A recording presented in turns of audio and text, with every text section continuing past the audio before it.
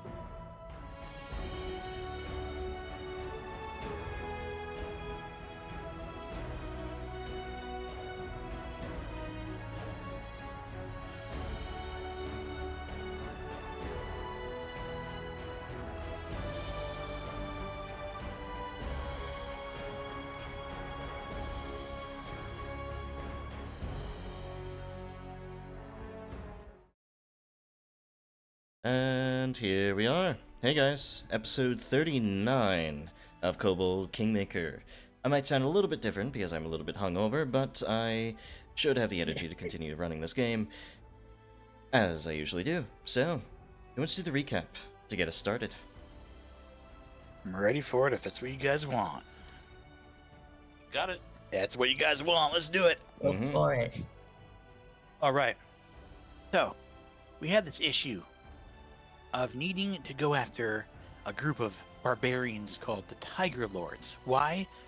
Because they had taken 6 hostages from, oh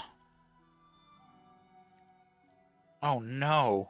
Drelov. From Drelev. Mhm. Oh, it's right there in my notes too. Wow.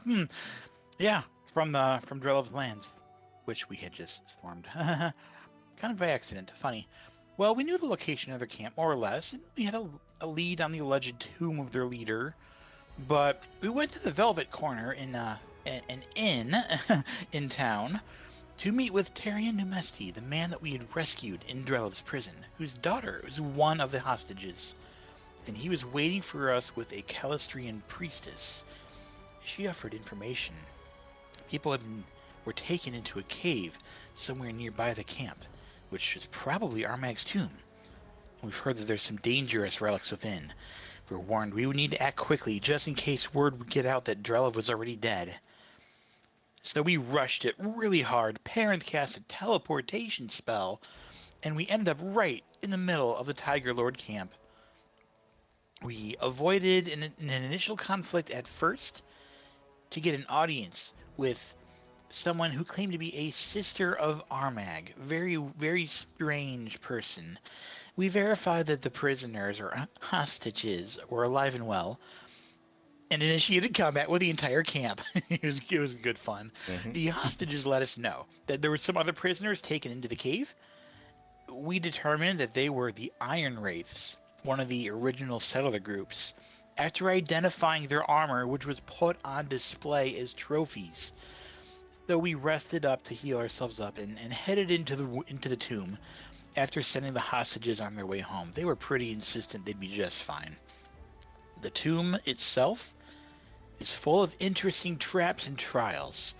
We came to a room with 3 statues and kind of just busted down a door. It was pretty funny. Found a secret door leading to a corridor with trapped engravings with some kind of conjuration magic in them. We kind of got scared and said, let's come back later after exploring other rooms. And then we found a shifting stone floor that would have a risk of knocking us into some dangerous pits, which we bypassed pretty well. And finally, a large room with pillars that we could hop across. Unfortunately, Gaz slipped and fell to the bottom. And that's when the ant swarms appeared. Mm-hmm. And so, with Gaz having fallen to the floor, the only other of your allies getting across quite deftly, easily, Giraffe was the one who did it.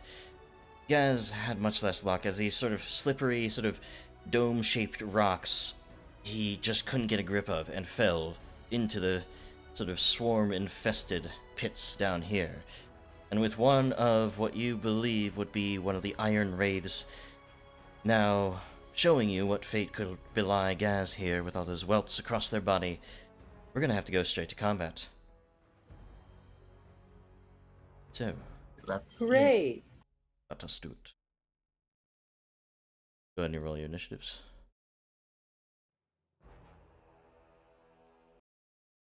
There we go. Oh my gosh, I've never rolled an initiative this high before. I look over and I see the nat 1 from Parent. It's fine. Gas is fine. There's Oh, some no. ants. They're just ants. We'll be fine. These are swarms, right? They are swarms, Vance, yes. Good luck, Gaz. Parent is up here safe and sound. He's fine. So, as we start with the Armiseer, as a reminder, you guys are 30 feet up from these guys as well. I place you as 30 feet on your token, so if you try to, like, oh wait, we don't have hover roller. Either way, yeah, you're 30 feet away and up. So, what do you do? That's okay because I've got uncanny bombs. The Armiseer is very easily able to make quick strikes with the bombs he's already prepared. Mhm. as these emerge from the holes. He lobs the first one Slinging down the bomb on down. the set of ants. And that would miss, of course, but splash effect will still sort of scatter across these ants. That's fine. We can always hope for a low fort save on these. Well, first thing, of course, as this bomb splashes into them, this poisonous sort of toxin to all of them, a lot of them keel over just by being touched by the cloud. So a lot of extra weakness damage even just on a splash. But you mentioned there being the sickness effect. Put that Yeah. on chat there. There we are. See if the rest of them are able to sort of resist this poisoning. They are to a degree, but they still seem weakened by the toxins. So sickened. No, that's only if it's a direct hit. They're just taking the splash. Oh, so right, they've right. got Just critical splash, so success. they critical. Yeah. Well, he's gonna deal with swarms. He's gonna send a second one down. Second skunk bomb down at them. Mm-hmm. Time to be an alchemist as you splash another one onto them. Again, not hitting directly, but enough to hurt a lot of them. Another 3 plus the 15 weakness and then the fortitude save. Which they do, again, just barely succeed. These guys seemingly pretty strong for ants. Your Armor is going to finish up by preparing another round, becoming a temporary artillery for the group. Happy about that. That's it for your Armor's turn. Alright, Kiba, what do you do? All right, I'm going to start out with a courageous anthem for everybody. Get some good accuracy going here. Call out to your allies. Courageous Anthem will succeed. The aura should have automatically been placed upon you. Seems like, for some reason, it's not actually conferring the aura's effects onto everybody else, so I'm just going to fix that for you. But what do you do with the rest of your turn? The rest of my turn, I'm going to ready a Horn of Blasting.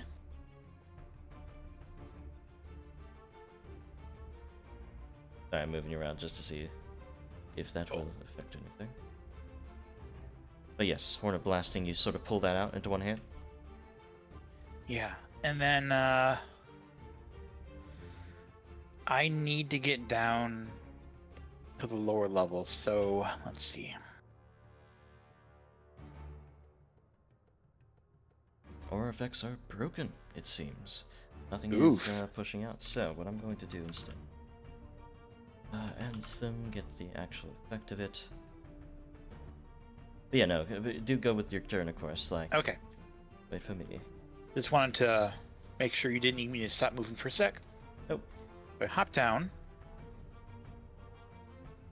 30-foot drop is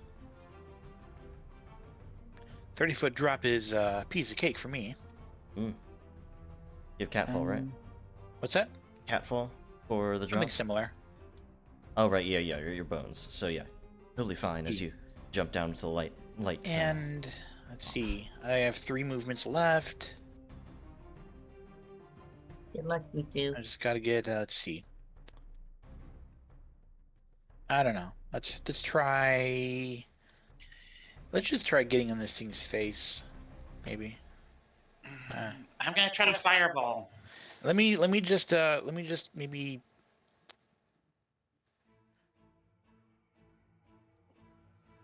Can I get closer to gas? It might help if you drew a hypothetical circle for where you're gonna fireball. 1 second. I'm trying to figure out if that beeping is coming from our end. The chords is coming from our end. I think it is, yeah. I've been hearing it when Kiba has been speaking, the fire detector needing batteries. Trust me. But yes, Kiba. Fireball Yes. bit for fireball. Make your way down there, so you're down 30 feet, and I think that would be your turn, correct? Pretty much, yeah. Alright. I don't see any possible place where I could stand that would help you get the other ant. Unfortunately, these ants are going to make this a little bit tough for you, as the swarms of them rush over to Kiba. They're going to occupy Kiba's space there, and Kiba, I do need a reflex save twice from you, as they're going to make 2 rounds of stinging bites here. Okay. Just gonna move them off for a second so that I can access your token here. But yes, There's one. There's two. And oh, heck, it's fine. I'll take it. Okay.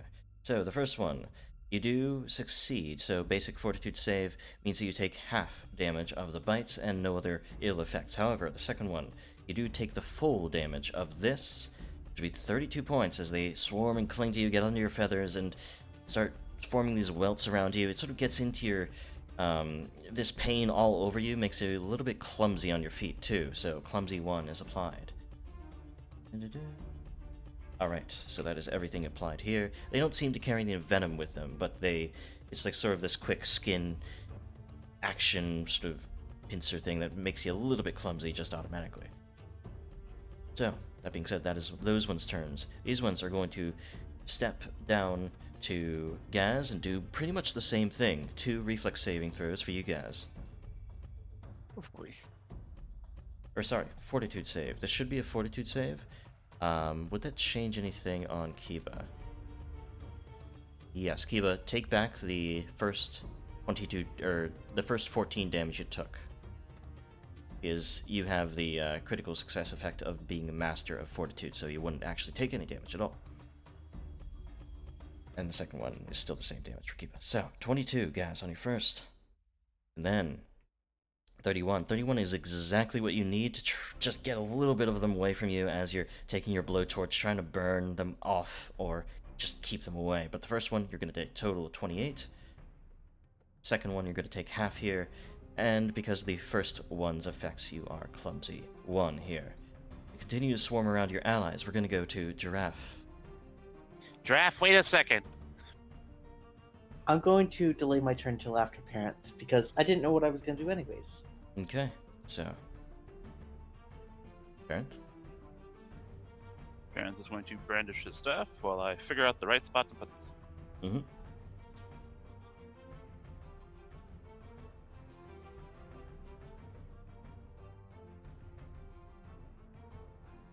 That's right there. just perfect enough to avoid your allies with the blast, but catch many of the ants in it. So put that out to chat for me so I can roll their reflex. There we are. Okay, I'm just impressed. Very careful, explosive here, and one of them crit fails, the other fails. There's going to be a nasty explosion for these ants here. Many of them are swept away in the heat that glows around them. Of course, taking extra damage because this is an AoE effect. This one taking double damage, but weaknesses do not get doubled. They are just a flat increase. Either way, burned away many of those ants. Last action, I'm going to try to do a recall knowledge on one of these. Okay. I'm assuming nature. Yes. So, looking down at them, you have a difficult time figuring out exactly what is up with them. You've never seen army ants underground. It's very strange. That's all my turn then. Okay, Giraffe. I'm glad I waited. So, am I able to just jump towards a pillar and just slide down? Or is... So I would allow you to, jump onto one of the pillars and then, like, purposefully sort of grab an edge to slow your fall as a reaction. So it would take your Alright. reflex save to do so, but yeah, I would allow it. My reaction? Or yeah. a save? Your reaction, well, both of those, because it's a reaction to Okay. take a reflex save, yeah. We'll start with my athletics check. 30 feet. Easily. 30 feet out.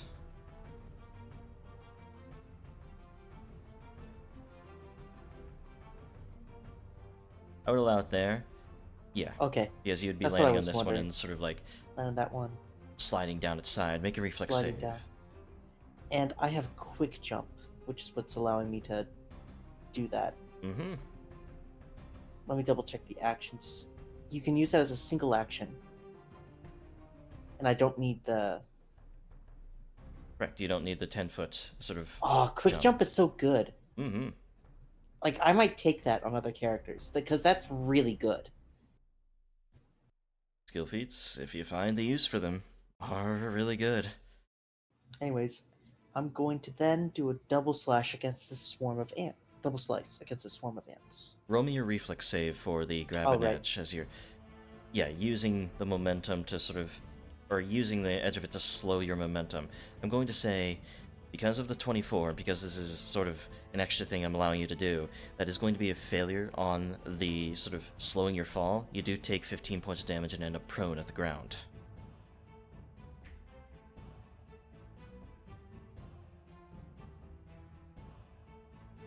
No other direct way of making an easy descent there. Yeah, that's fair. Then I'm going to use one action to get up, Mhm. and my final action to strike. Alrighty. Strike out towards them though, that'll be an easy critical strike. Sweeping the Mombole through them, cutting as many of them down as you can, though it is difficult, of course, because they're of smaller forms. They have a resistance to your, well, strike. And of course, I want the electricity to arc out to the other swarm. Mm-hmm. So that will be 5 total, 10. On that one. Alright. I assume them being deafened does nothing. Yeah, it wouldn't. At this level, that DC 24 is going to be requiring a natural 1 for anything to fail at. So at that point, it's not something they should be rolling for in the first place. Either way, shock jumps to the other one. You aren't able to cleave to the other one, but either way, a lot of hurt on them. Gaz, you've been welted up by the bites of them. What do you do? Positioned really awkwardly for me, so Gaz will step on over here Mm-hmm. and proceed to use Kobold Breath. Okay. You quickly need to check which shape it is in. What is your color? Or what is your I am type? a Copper Kobold. Copper should be acid, right? Acid and I think a line, I believe. Believe so. So let's go with that. Yeah, Yes, I it's a remember you line. doing a line before. So, Yes. for them, it is a reflex save, because the only one that's fortitude is the poison one. So, the ones in front fail, the other ones succeed. Excellent. As you blow this this acid out onto them, of course, this being an AoE effect, they are going to take much more than 14, though it is not coded as such, so I have to do it manually. By the way, this one takes half, and the 15 extra. Anything else you do? No, that was 3 actions. Ah, yes. Okay. Yarmasir, back over to you. Alright, well, he's already reloaded and ready to keep on slinging bombs. The first one goes to this set of ants over here, in a corner where Kiba won't get caught in it. Okay. Hey, that is a definite hit. Splash your toxic Wonderful. bombs down into them. 10 damage plus the extra weakness is 25. That should come with a bit of extra assistance. Mm-hmm. Though they are going to critically succeed, they are quite resistant, almost like cockroaches. Wonderful. Great, Insecticide I bet their resistance. will is very low. Norseer is gonna conserve his bomb and follow up by quick alchemying up a lesser skunk bomb instead of a greater one. Okay. This one uses debilitating bomb. I'm gonna be going for off guard on these, Mm-hmm. and then he's gonna sling it down this one. Mixing up some extra powders into it to make it a little bit more of a reverberating strike, maybe a concussive strike to put them off their guard. Though that only affects them if they hit, correct? Yeah, Alright. that's correct. Either way, Doesn't seem to be the case. this, with the splash, even though it is one of your lesser bombs, it's still going to be enough of a splash of toxins to destroy this swarm down here. As all of them Wonderful. keel over, maybe the last few of them just go to hide away. Is it for your Mercier's turn? Okay. So, Kiba. This one, swarm here, just is the last fledglings of the swarm. There's very few of them left. Yep, these are maybe a little weaker than I expected. I'm gonna put my aura on for free because I used the focus point.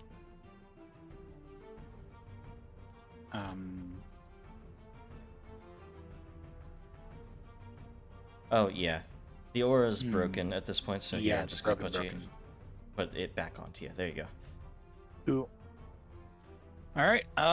Yeah, I was gonna do a big AoE blast, but there's literally no point. So yeah, let's see what I can do with this horn.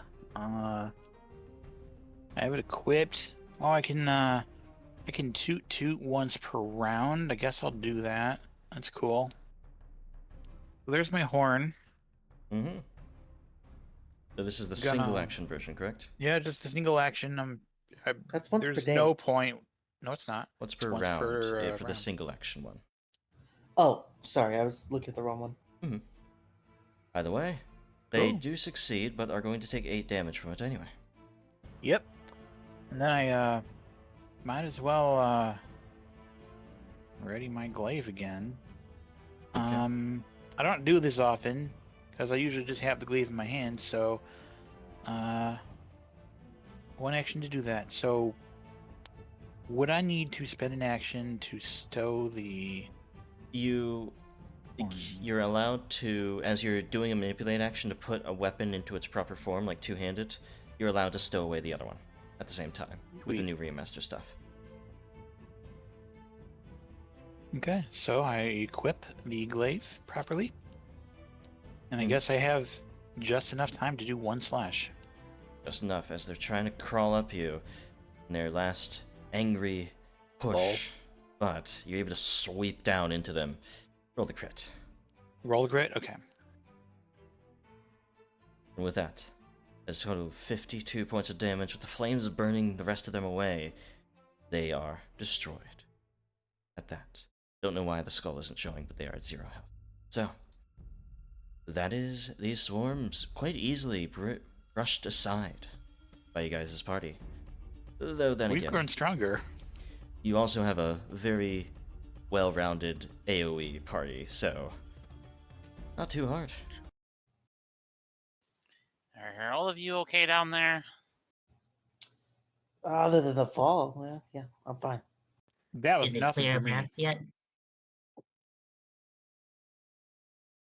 All the ants seem to have either been fried by any one of your acids or fires or bombs or toxins, and very few of them remain to be any threat at all. Maybe one or two, like, nibbles at you, but yeah, they're not these swarms of deadly sort of power, shall we say.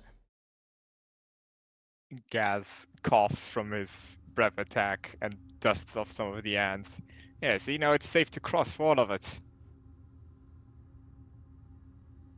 Well, we still have to climb down and up again. It's better than hopping and just slipping and hitting your head or something. Of course. Yes, do you need a hand or do you got this? I got this, don't worry. Totally. Can we approximate how difficult it is to climb down these rocky walls? For the purpose of it, now that the threats are gone, there is no need to continue rolling the checks for the room here. Just climbing up and climbing down. Okay, so it's just that easy. I mean, it's not that easy, but with allies helping you, with all that going on, I'm not going to bother with, oh, you fall and take 15 points damage. Yeah, the threat is dealt with at this point. Gotcha. Oh, and the clumsy does get removed after a minute as well. I'm gonna look over the body, see if see if there's anything special I can tell about it. Alright. Roll me... Yeah, roll me just a perception check here.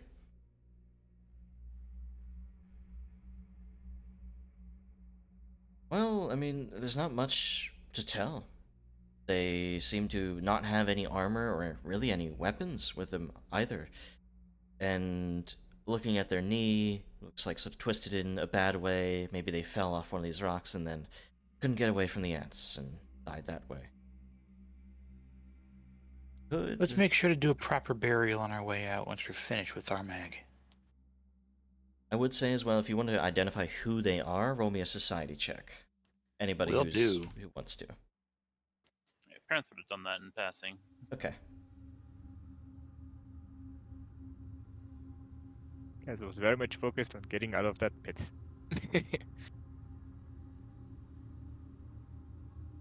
You guys recall that despite the Iron Raids being protective of who they are underneath the armor, you can surmise just by the build of this person and by how like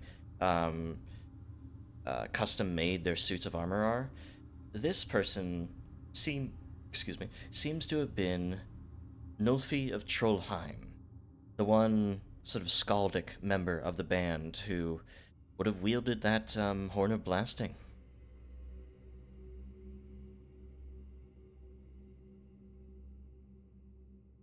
As Kiba, you look down at the horn in your hands.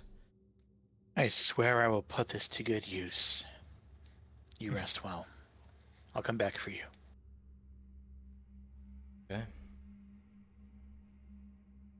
As you guys make your way up the embankment here, back onto the main path of this tomb, you see stairs rising before you, leading up to those similar bronze, or rather iron, double doors there, a little bit rusted over the period of time they've been here.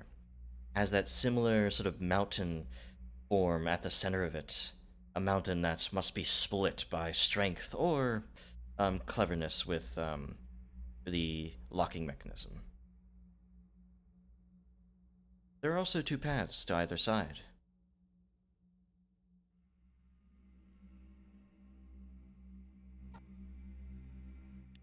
I'll take a quick look around.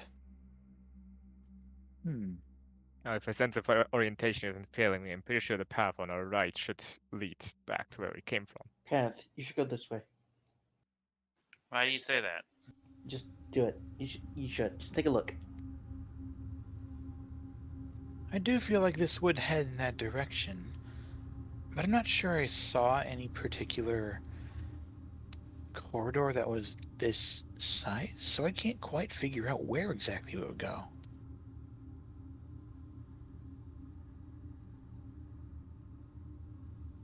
What's this over here? It looks like looks like treasure. I like how Kiba just jumped over. Go ahead and move, Yarmasir. Is there anything of note that Oh, I'm yeah. gonna see with a perception check? I'm gonna do something for 1 second, guys. For some reason, I think your tokens are really, really laggy. I'm gonna reset them by deleting them and re-adding them to the scene. Yeah, I noticed the movement was very slow. It might just be the tokens as they are. The Lords of Skillports vanish for a moment before returning to this plane of existence. I really don't know why the specific token movement is very laggy. I'll have to figure that out later. But, Oh, yeah. before we go on, Hmm. the ants had made me clumsy 1. Is that just for turn? No, yeah, that just went away. Like after a minute. Is everybody still like this, or just me? Yeah, I actually don't know why. Like, just moving your token is extremely laggy. Yep. It's because of all the collisions with the walls. He's just too big. Likely. Maybe. Wait, seriously? I was joking. I have no idea. It's not that. I think there might be something to what you said there, actually. A lot of certain types of walls in this. I'm gonna delete those. Might be with something with light. That's the only thing I could. They're moving imagine. around again. Ah, now it's so much better. I know exactly what it was. There's this new type of walls called proximity walls, that if your token gets close to them, it changes the wall's properties. So all those walls that Paizo gloriously put on many pillars and all around this place are all checking whenever any token is moved if you got close enough. Oh, Anywhere you are no. on the map. So I deleted those, and all of a sudden, everything is fine. That's a lot of computations. Yeah. Paizo, hire computer scientists for your map making. Or just hire me. I mean, Hire Yeah. Corvos. they Yeah, passed me Paizo, over. we know you're listening. Well. I'm not gonna say, oh, they passed me over, but no, these maps are beautiful. Just like, yeah, you gotta think about the mechanical aspect of using the map, not just, what would look cool. Anyway, so, ahead of you, this room here seems to be a side chamber with many little bits and bobs of old relics, treasures. I will note, yes, of course, there is a very big pile of what looks to be a mixture of gold and platinum and silver pieces. It doesn't actually belie the true wealth of the room. In fact, what belies it is a little bit of a roll of 2d20. You find what would be worth 7 gold pieces worth in this room. Oh, Yes, I know. It's a big fucking pile of treasure. it turns out they were just D&D Electrum this whole time, which Mhm. is worthless here. Oh no.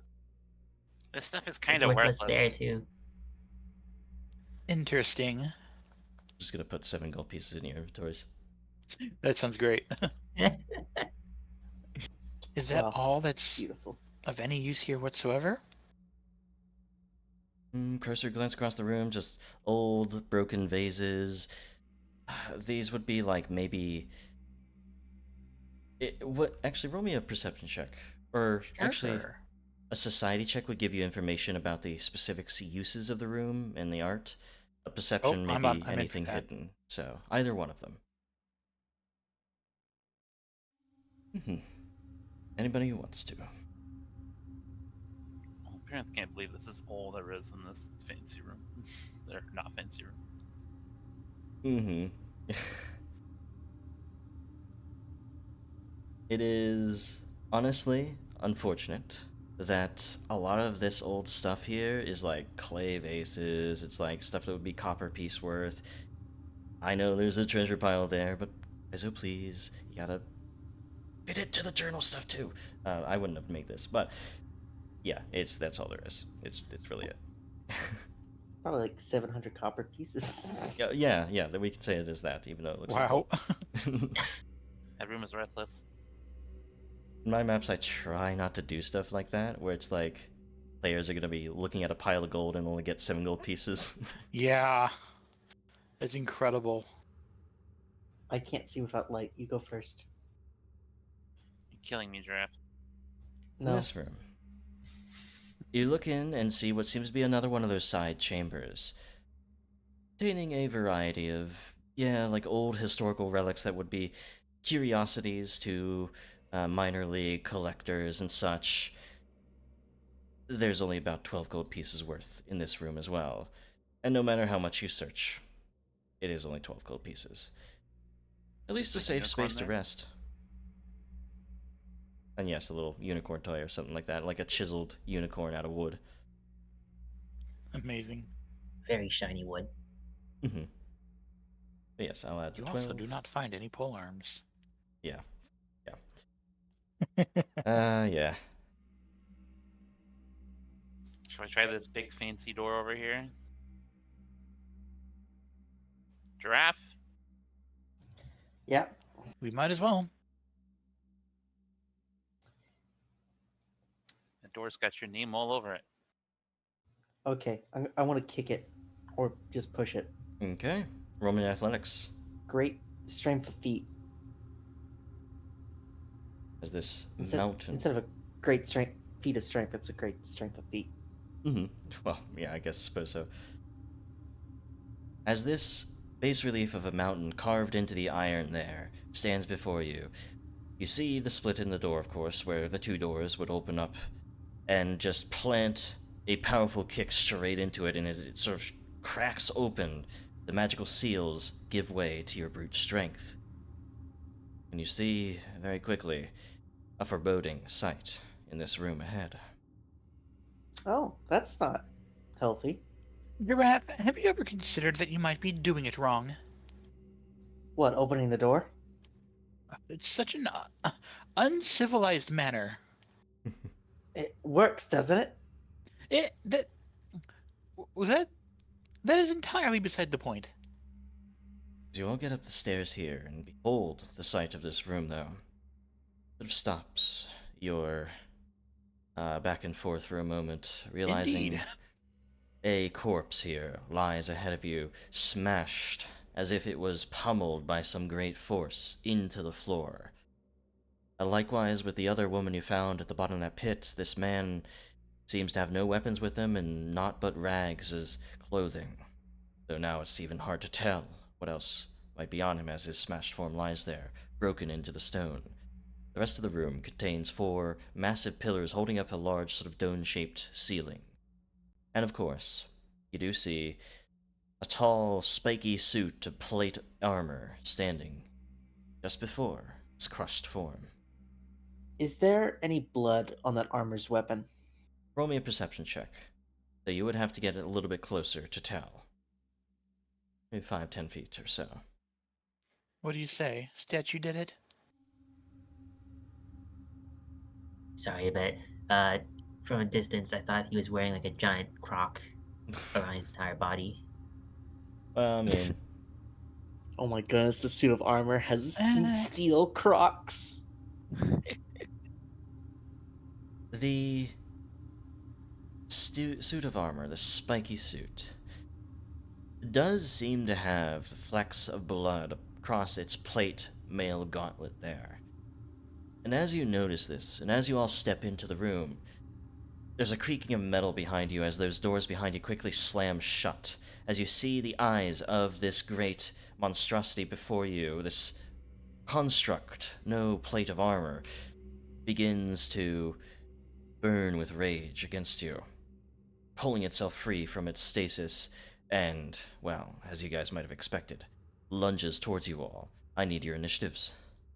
How do you slay that which has no life? Same way with Mordecai, I suppose. Pummel it? Sounds good to me. Take it apart piece by piece, obviously. And Giraffe, roll your initiative as well.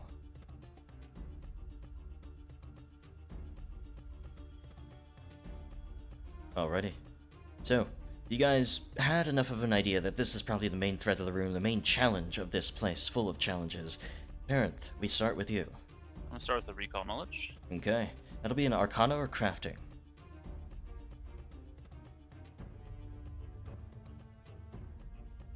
You immediately... Your thoughts immediately turn to dread, as you realize this is an iron golem. And you recognize, being a caster yourself, golems usually have some sort of golem anti-magic, where they are only affected by particular magical types, as they were made to sort of absorb and ablate magic. They always have a weakness. Alright, so what triggers the golem's anti-magic? You guys might know, if you've been following PF2E, that golem anti-magic and this doesn't exist anymore in the remaster. But this is an old AP, so it still has a golem. And you can probably tell why, as I put this out to chat, this list of rules for their anti-magic. Suffice to say, whenever they are affected by spells and magical abilities that cause these types of damage, so harmed by acid, healed by fire, and slowed by electricity, they are affected only in those ways. They make no saves against them. They don't take any damage from the effect or any of the effects listed in that spell. All that happens is that harmed by acid, healed by fire, or slowed by electricity. So glad they got rid of this, by the way. Yeah.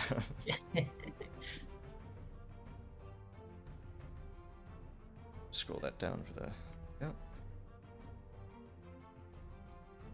Gives you something to think about, of course. Mm-hmm.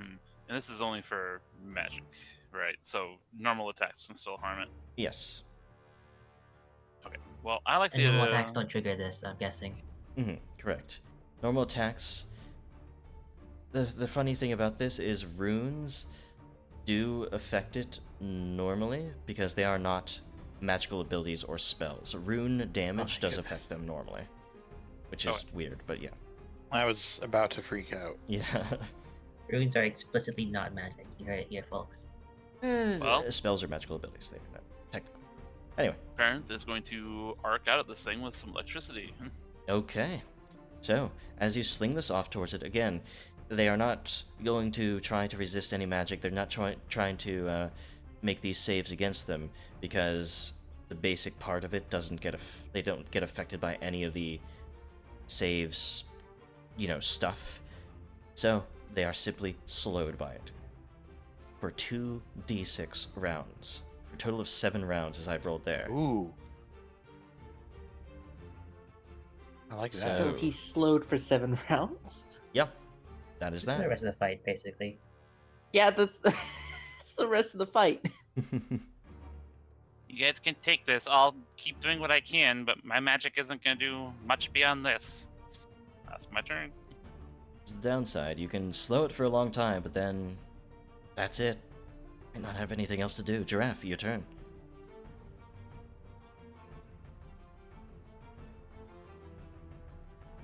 Alrighty. You've got an acid arrow in your back pocket or something, right? I've I got was acid. going to consider drinking my retaliation potion of electricity retaliation, but if he can't be slowed any more than 7 rounds, It'll be done by Let's see. 7 rounds, probably. Yeah. yeah, fight will be done by then. You can guess. Most fights, 4 to 5 rounds. So I'm going to, Can you get to one of the sides of it? with 25 feet of movement, I can get here. It makes an attack of opportunity against you. With its incredible speed, even while slowed, it has the reflexes enough to slam into you with a Yikes. powerful fist. Redemption. You are too far away to do the redemption. Oh, I am too far away. 52 points of damage, Giraffe. As you rush up towards it, sort of headstrong, you don't realize how quickly this force could strike into you. Okay. I'm double slicing. Okay. Just try to get using into that the hero armor of point. this. Okay. Hero point there. Go for another slice. This will certainly hit it, at least. I'm guessing this thing doesn't have a immune system. Yeah, attack. it's not going to be affected by the poisons at all. And even then, Giraffe, as you strike into it, you're striking into inexorable iron. So, only 9 damage is actually, affecting it. Because it is seemingly very, very resistant to physical damage. Thankfully, due to the nature of double slice, this next attack will not be affected by his resistance. Mm-hmm.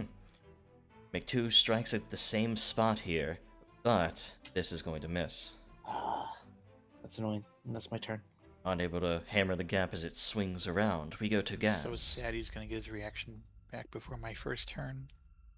I will attempt to overdrive. Mm-hmm. 6 on the dice. Fails by 1. Dang I it. will continue by moving on up. Mm-hmm.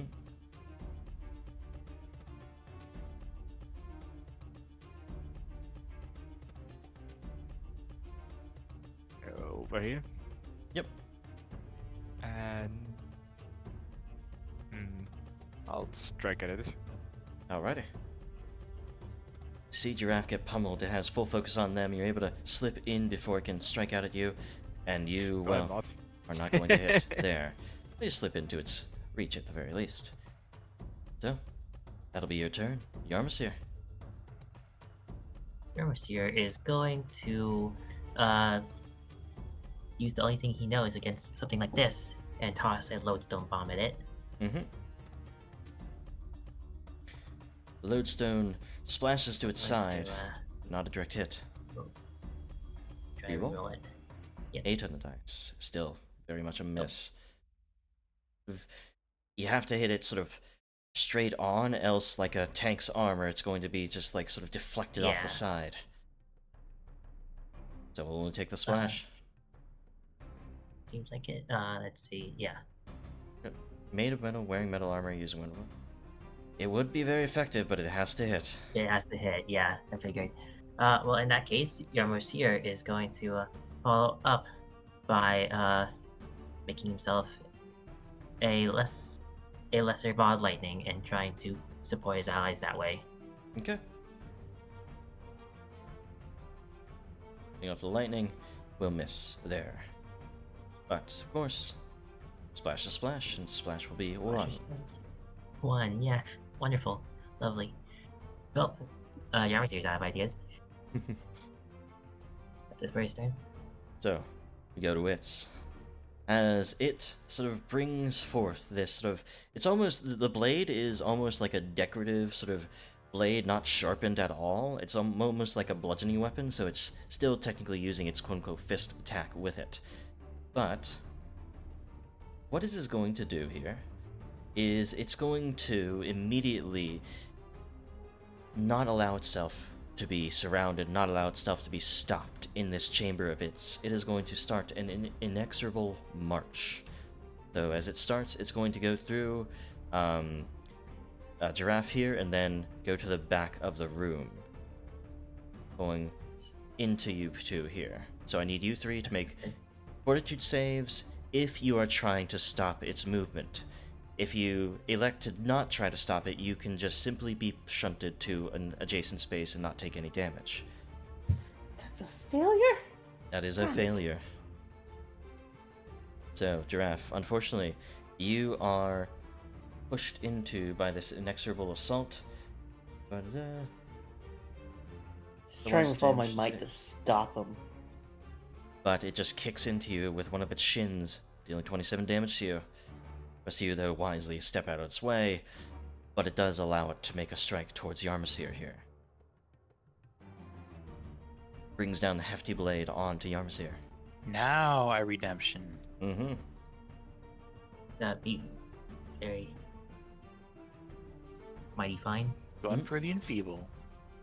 Enfeeblement applies to it. Luckily enough, Champion's reactions affect every creature, including like oozes even, so there's no need to have a mind, even though it's quote-unquote hesitating under the weight of sin. That's kind of an approximation. Yeah. Every creature is judged by Pharasma, mindless or not. Redemption by dealing damage takes persistent damage equal to your charisma. It's 4, right? Still? Persistent? It's 4. Okay, I'll add that. 4 spirit. There we are. Oh. It is immune to spirit damage because it doesn't have a spirit. Oh, that would do it. That would do it. Ah, I do appreciate the automation telling me you can't do that because it has that immunity. Otherwise, I would have let that slip. So, that being said, Yarmsir take a little bit less damage, and that's going to be its turn because it's slowed, but still, it's a danger. Okay. I'm gonna take a risk, see if it has the reach by equipping the cold iron maul. Slings a strike Shifting? towards you as you let It down does, your guard okay. On the bright side, it went toward me, for 28. and it wasn't a crit. You almost baited there. And I'll go in for a strike. Mm-hmm. Hefty maul, you know that only the most powerful blows are going to do any damage to it. Yeah. 14 of the Oh, dice. I rolled over a 20. Almost there, but you do get the damage still. Don't know if this is gonna make any difference over the glaive, but that's what experimenting is for. It will, because you have a higher max damage, and that is better against a creature with high resistance. Yay! I'm helping. As much as you can. Woohoo! It's That's 3 actions. unfortunately the flames on your rune. It seems immune specifically to fire damage of any type.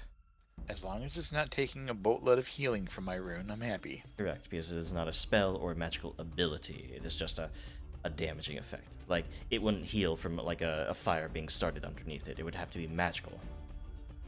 This So- is awful. Yeah, Parent, over to you. This is why they took out golems. Baronth is gonna try to get out of here with his stride action. It But took a acid, reaction right? from Kiba, so you're free. Or acid, yeah. Alright, I'm gonna cast going to throw a nice blast of this out. And because of its rules, it doesn't try to resist it. There's no way that it can. It's just this bulb of acid splashing towards it. And because of its particular backlash in its anti-magic, it itself takes the particular listed amount of damage. It's sort of almost like an exploit to it. If it's affected even in the tiniest bit by that particular magic, it still takes the damage. So did they remove golems completely, or did they rework them? They remove them. Okay. No more Paizo Golem. That's everything I can do. Alrighty. So, What Giraffe. any of us be doing? I mean, they're not technically removed. They're still in the game. They're just not in the new material of the remaster at all. Oh, okay. I can still run it. It's still in Foundry, you know. So, Giraffe, it is your turn.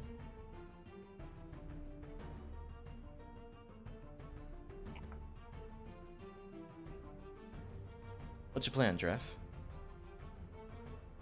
Nelder? Sorry, hold on. My headphones just cut out. Okay. Do you mind if we delay to Gaz's turn and give you some time to handle that? I think that's probably going to be a yes. So, we'll do that. Seems like it. Because you guys are all next to each other, shouldn't really change anything at all. So, yes. Business as per usual. I will once again overdrive. Trying to get everything into gear, now you do. Now it churns.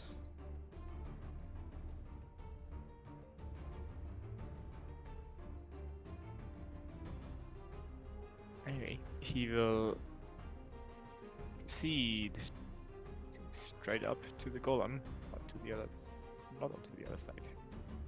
There we go. I'm back. Okay. He'll straight up to the golem and strike once again.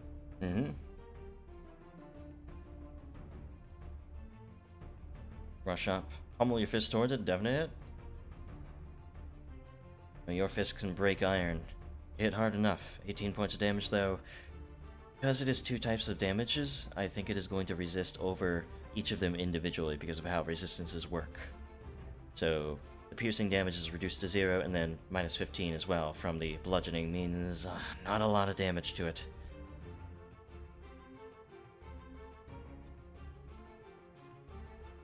Anything else? Nope, that's all 3 of my turns. Alright, yeah, Giraffe, over to you. Alrighty, I want to stride up and double slice. Okay. Remember, Not you a can very get complex- flanks as well to get it flat-footed. I did not want to trigger his opportunity attack because I'm starting to get beaten up. He's It's already already triggered. Already triggered. Oh, then can I move here instead? Yes, certainly. It also has reach that would have triggered it anyways. Yeah. Oh, okay. Yeah, I very specifically tested it out by swapping my weapon. First hit. Trying to get you guys into the best spots to strike at it because otherwise it's gonna be really hard to take this thing down. So, with Draft hitting it, Mhm. I can use this. Aha. The creature within range slashing. Oh, and then inflicts persistence. It's an acid damage spell. Yeah. Okay. Yeah, it will take the trigger. As clever. There we are. 6d10. 2d8. This only triggers 635. with the casting, not with the persistent damage, I'm guessing. Yeah. It says 60-10 damage, 2d8 from persistent or area. Yeah, there's no persistent damage here. Or well, actually. It does do persistent. On a It's hit- only persistent. Oh, this is only persistent. Shit, okay. Yes, I forgot about that particular part of it. So it will take only... Well, it will be affected by the persistent damage. Like, it'll be applied to it. And then it will take that damage at the end of end of each of its turns. So we'll roll that when it's at the end of its turn. So, Alrighty, now for my next attack. mm-hmm. It doesn't resist any of this damage if it hits. To combine the strikes, hammering the gap, trying to get into its armor, between its Come plates. on! That's going to be a miss. We are within 5 minutes of the 30, or the hour mark, so you do have an extra hero point if you want to use it here. I think I will because Okay. of just the potential. He acts as this sort of iron centurion against you guys. It's gonna be hard to take this down, but you do Full damage. hit. Let's go. See some good damage here. This will be totally 15 damage because it's not resisting any of it. Getting my blade between those bits of armor. Mm-hmm. Actually, no, there's nothing underneath. It's just the armor. It's notably showing some scars, showing some bent back plates and signs of wear. The armor's here, over to you. Your armor seer is doing as a kobold and making like a kobold and scampering. Okay. Push your 5 foot to your speed. And then he's going to pull out the other lodestone bomb, his last lodestone bomb that he pre-made, Mm-hmm. and try to launch that. Okay.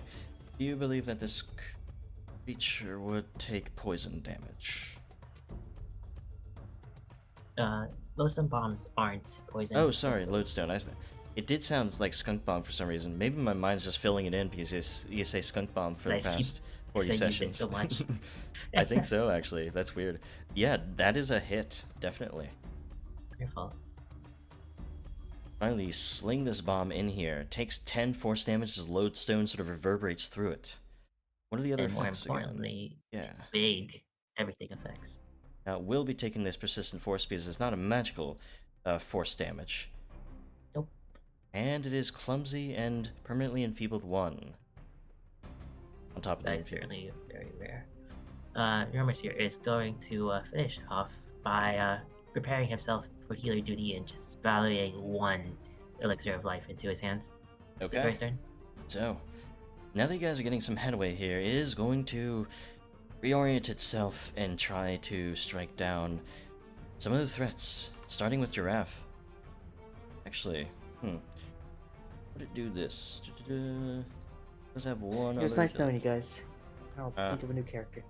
Yes, so what it is going to do is it's going to lean down and exhume this poison out from it onto you 3 here. So I need a fortitude save. All right.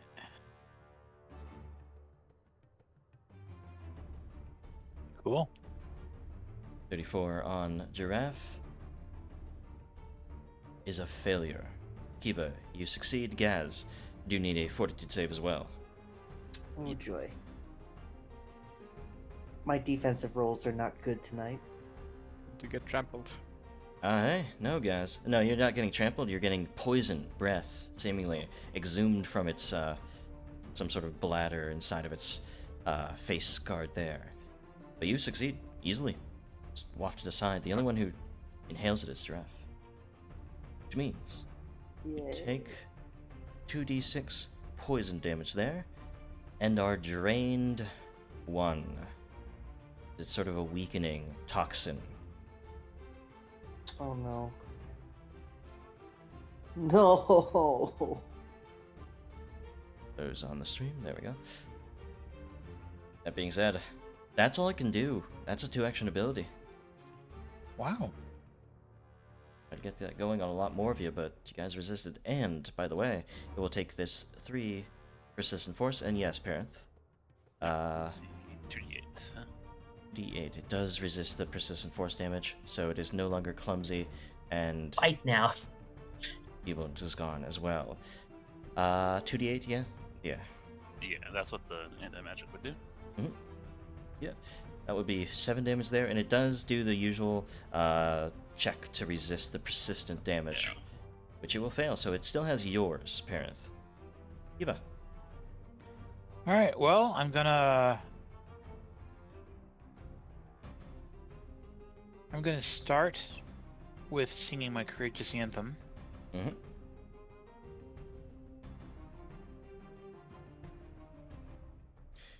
I'm And gonna a dice. re-roll that one. Fail there. Yeah, even with the walls fixed, aura seemed just broken. It's not actually Yep. emanating anything, even though you have the buff for the Yeah. ore itself. So I'll just I'll keep do- track of it. Yeah, so I'll be. Well, I think it's a 3-turn one, so. Hmm. Size of the aura again? Sorry, you're missing? What's the size of the aura again? It's 60 feet. It'll fill everything. Gotcha. Yeah. Okay. I can't remember it was 30 or 60. Yep. So my damage is awful on this thing. You do have a 2d12 weapon. You roll high on the 2d12s. That's a total of 24 plus your strength modifier. Yeah. Resistant 15. You can do some decent damage.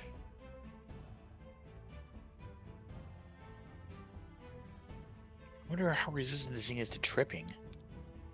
But remember, if you feel like you really can't do anything in this fight, the aid action is always a thing. This is a teamwork game. There is. But I think I still have juice in me. I mean, the most effective thing to aid is parent, and it seems his things are just auto hit. I'm gonna give strike a try, see if I can bait out that 20. Sure. Hey, Seriously? Hey. manifested it. Natural 20. With the Reverse maul, jinx. you crush into the thing for a ton of damage, even with how resistant it is to the fire and just the regular physical attack. It crushes in dense part of the armor. Hurts it a lot. Yeah. And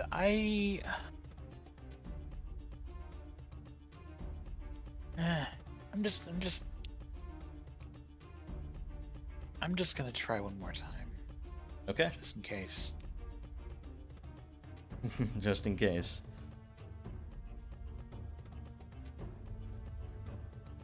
Not there. Okay, I'm just gonna let it go. I have some research I'm gonna do between my next turns. Okay. I think I have some ideas. Yeah, that's my turn. Alrighty. You would have. Oh yeah, but 8 is a Yeah. reaction, and you want to keep your reaction. Yeah. Aerith. More acid. Okay. So this will be the Pirates doing. usual Pirates doing acid. 6d10, as it is triggering that anti-magic. 35 damage flat. It's looking very rough, actually. Not much more. Parent is going to kind of grasp at time a little bit here. Once per day. Okay. This thing needs to be killed. And he's in a caustic blast again. I approve. Sure. Very good. Very good. Thank you for doing that. It's a very explosive icon for a cantrip. 44 damage. That's really on the high end of that 6d10 actually.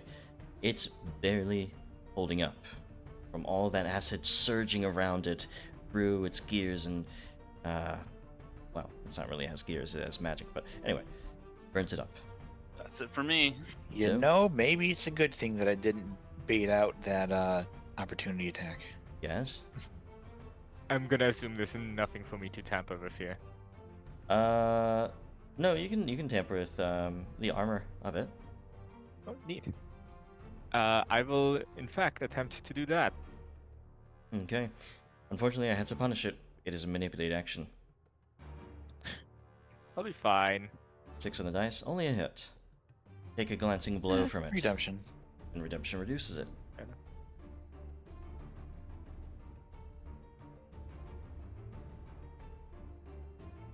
People's back up to 2 again. Alright, let's see that crafting. If you can find some weaknesses in the armor to exploit, but that'll miss by 1, unfortunately. Interesting. Well, it's a good thing I can tamper more than once per turn. Mm-hmm. I will do just that. 13 definitely succeeds.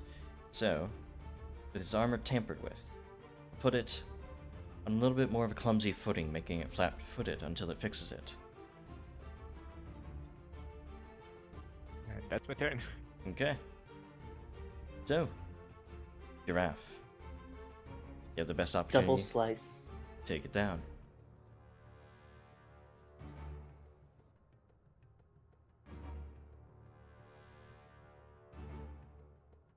Let's get this guy out of here. Nobody likes 13 him. is a hit. Flashing once, putting as much energy behind this as you can, and it is enough because of the sonic reverberations and the lightning Off of his head. cleave up towards the faceplate. I was holding it together. All the rest of the armor plates sort of fall away as you cleave the head off, and it clangs to the floor. And that is that. It's a shame the sword sucks. Oh, by the way, give yourselves 80 experience points for the ants and 80 experience points for this fight.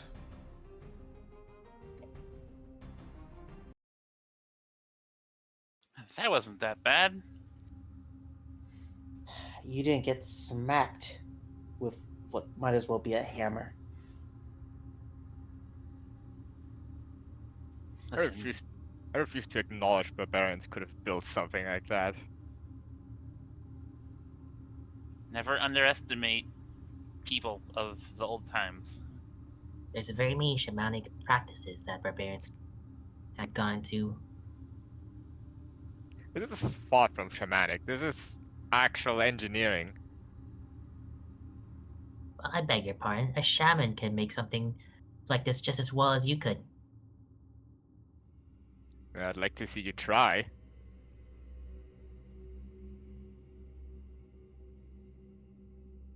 Are there rules for crafting golems? There is a golem crafter archetype, but Ah, yeah. yeah. Either way, as you guys look about the room here, anybody who would have been searching, roll your perception checks. Otherwise, you have that body before you and a few other doors leading outwards. Yep, I'm definitely searching. Oh, I Prince only just, saw one door before. Prince is just casually looking around with his detect magic. Okay. You don't detect Is that any particular ornamental magic. sword? Is that ornamental sword like welded onto the golem's arm or something? It seems as if it is almost part of the art of it. It's not like Ah. sharp or anything. It's just, yeah, a hunk of metal, really. But as you guys look around,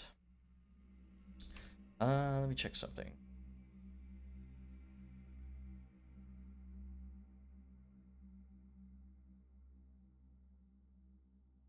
You do notice a secret passage, Yarmsir specifically. Over here, it seems.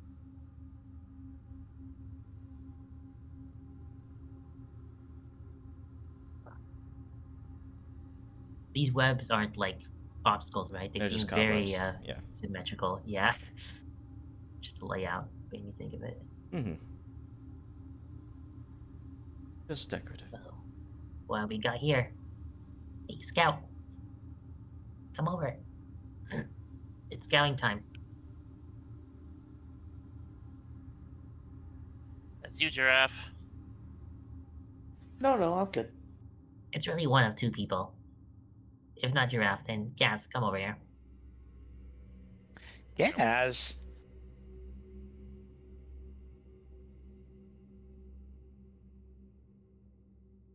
Door lies before.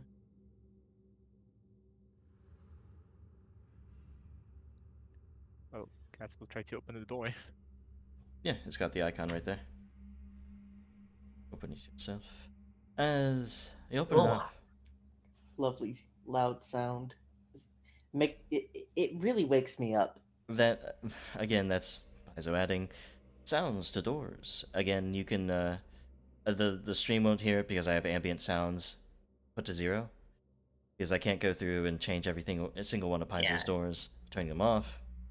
You guys can turn it down to 0 on the ambient sounds setting in the volume area. I turned it down to 20 last time, but that seems like it wasn't enough. Same here. Yeah. I turned it down decently. I still want to hear it. I just don't want to get a jump scare every time we open a door. Yeah, It- yeah. And looks like there's one of those sigils in there. That's probably that hallway that we came down before. It looks like it, yes. I think that's correct. Does look It's the similar. same spider web. You could have skipped those ants. But we would have missed out on all that amazing treasure, though. I skipped the ants just fine. So that must be the corridor people take when they are too good for the trials within. You can think of it as another kind of trial. The trial administrators, perhaps. Well, looks like there's 2 more ways to go from here. There are 2 sets of those similar doors that you guys have seen before. West and southeast. Okay, let's see what's behind this one. What's door 9? What's behind door number 1? Kicking it down. Great strength of feet. Okay, athletics. And that is just enough to push your way through this extra door here. Does seem to lead to stairs leading downwards.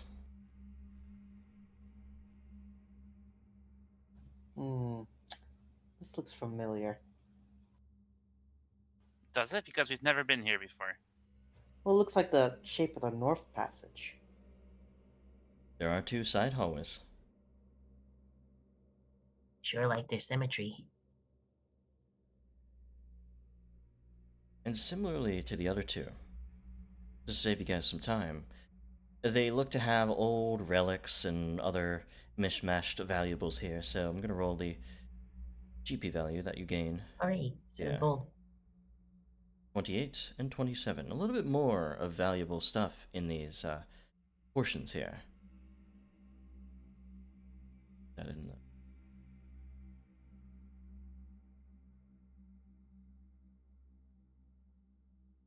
Otherwise, nothing in particular note, other than, of course, another door at the end of the hallway.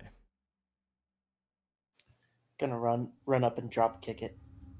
Alright, roll me athletics. Waiting for you to roll a 1 and you just faceplant. Not yet. Not yet. Slams into it, opens it up. All shifts back to the glaive form. Mm-hmm. Get myself up off the ground. You see before you a strange room here. Columns of fused iron weapons emerge from a sheet of iron on the chamber floor.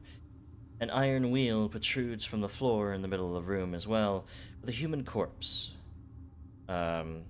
dressed in rags there, lying slumped near the wheel. Those sort of pillars seem to have much of those melted weapons upon them. As if, like they were protruding from the 4 corners of this center of the room. I don't like the looks of this. How close do we have to get to discover the cause of death for this person? You would have to step up to them to thoroughly examine them. So you would have to turn them over, you would have to see if there's any other signs of death. Yeah. Medicine. Gotcha. There. This is probably Wait, some that's sort one of of the things I trap. can't do. Of course, it's some kind of trap, Parenth. And of course, anybody who enters the room can roll a search check as well. That's what I was rolling. My roll is for traps only. Okay.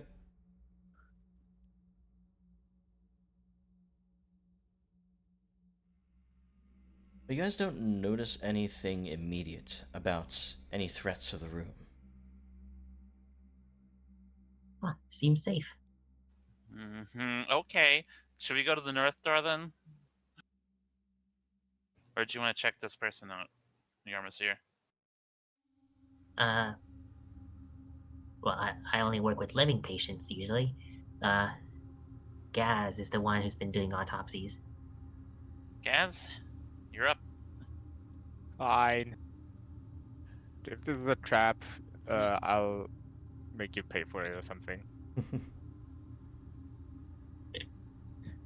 He looks at the body. Medicine check.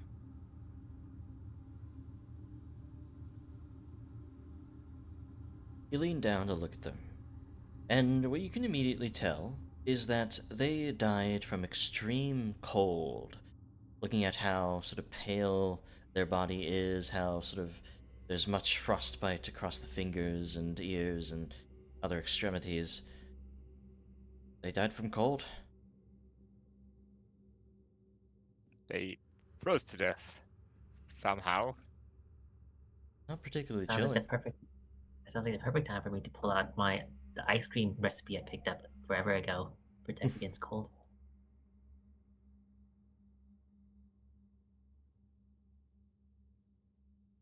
Okay. Negative damage.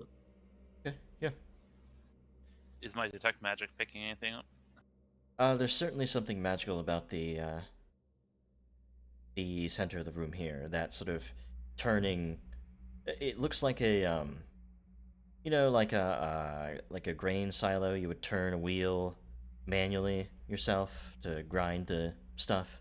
Sort of like a big turnstile. Does it look like the If it was a body is? trigger, I'm surprised we haven't triggered it yet. Does it look like the body is jamming it up? Nope. They're just lying underneath it. Do you think there's anything? What's stopping us from moving on? Maybe we should just try the door. Giraffe?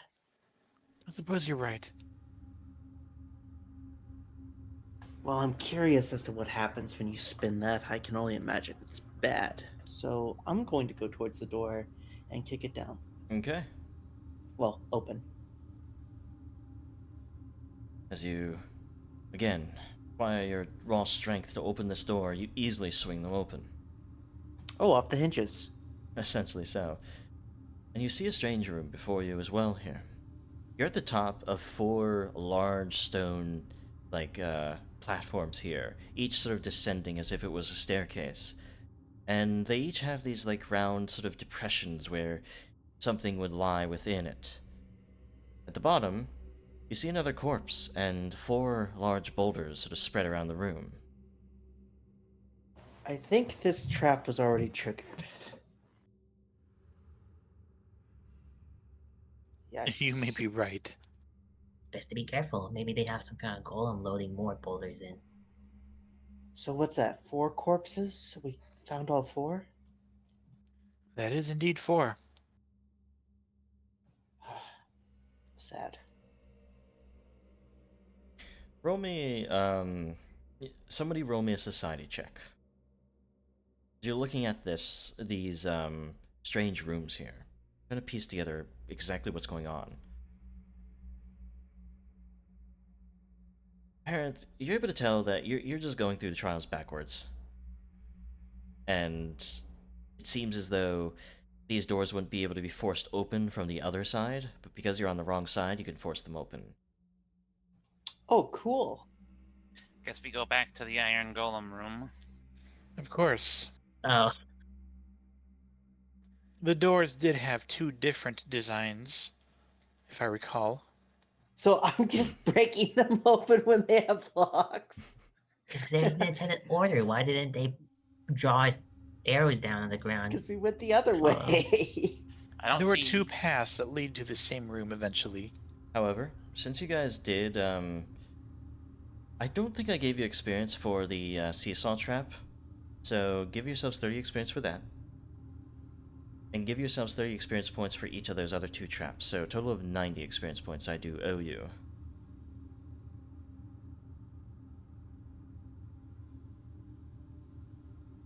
Up to 450. Mm-hmm. I'm going to drink a healing potion. Or Why don't we should just wait a little bit here and Actually, yeah. Gaz and Kiba can patch everybody up a little bit, yeah? Yes, exactly. Just in case if we run into another Iron Golem or something. Using healing potions at this point would be awfully hasty. Yeah. Guess I just got excited. Aside from the bodies, this place has been fun. Mm-hmm. I don't think fun is the word I would call this. Well, you can't be dead serious all the time. I mean, fair, but you are almost dead. I've been worse. I've been dead. You got better. When does drain to go away? When I rest? It depends. You're not sure exactly what this drain's particulars are. Oh, cool. Certainly goes away in time. It's just like it may have a different timer than other drain conditions. That being said, how do you guys heal up your activities as you rest? I can do basic treat wounds, but with Gaz here, there's no point for me to do so. I just It's imagine connected, don't we? Doesn't it? Like, Yeah, I'm only trained. our normal healing people will just patch everybody up. yeah. Basically, yeah. Seems like That's it. what we do. Okay. Sure. We will go with that. We'll say it is If 30 you'd like to minutes. stop a spell, you should do it now, parents. And therefore, 30 minutes pass. You guys have enough unlimited healing with lay on hands and treat wounds that can be done after every 10 minutes because of the feats that there's no need to go through all the rolls themselves individually.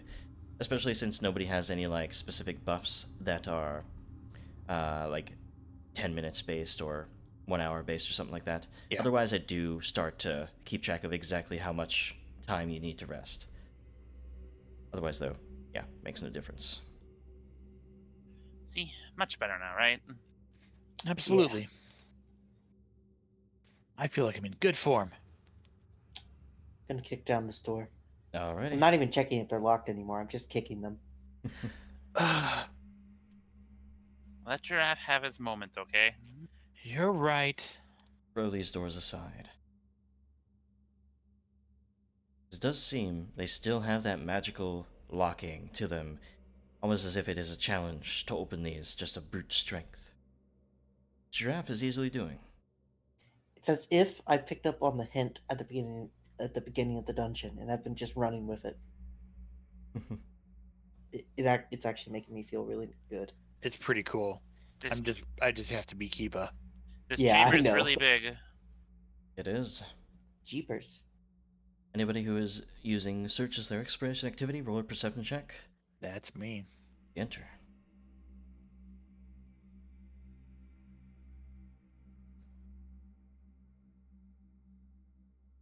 Alright, so. Looking about this chamber, it seems to be a huge natural cavern, supported by this single immense pillar to your direct south here. To the west rises a 20-foot-high ridge capped with a small forest of stalagmites. The ceiling itself rises to a height of 40 feet. As you guys enter, unbeknownst to you, there are seemingly creatures clanging and clacking that were hiding behind these stalagmites up top that come into your view now that you've gotten closer enough. And they seem to loom over the edge, this sort of small legion of skeletons, wielding bows and great swords upon their backs, rusted armor, their forms, well, having spent a long time down here, seem none too pleased upon your entry. I'm gonna need you guys to roll your initiatives. So a hail of arrows begins to sling down upon you. There's the initiative I expected. 22. You sure they're not too pleased? That's more like it. Their face seems very chuffed. I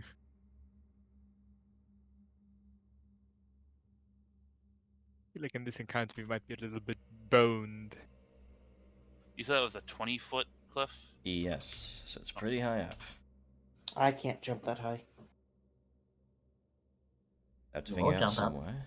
As the skeletons begin raining this hail of arrows upon you all, let's go to initiative. Or go into initiative proper here with one of these skeletal tiger lords beginning the volley.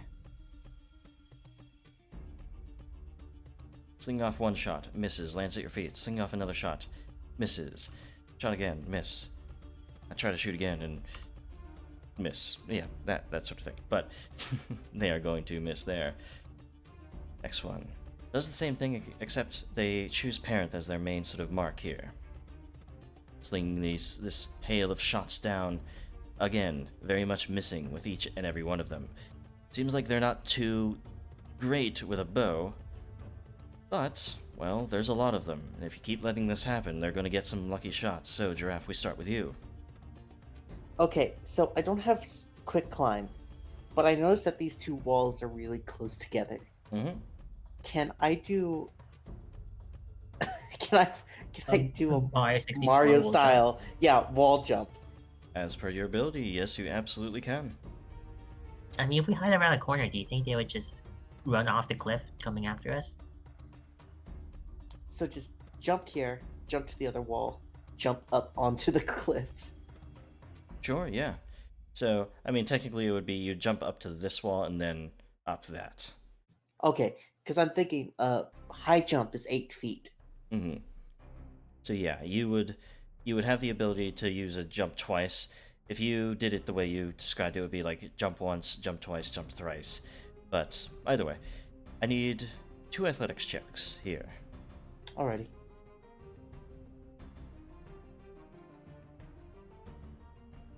Easily leaping up onto the sidewall here and then slinging yourself across the whole gap straight up to them. My first thought was to take cover.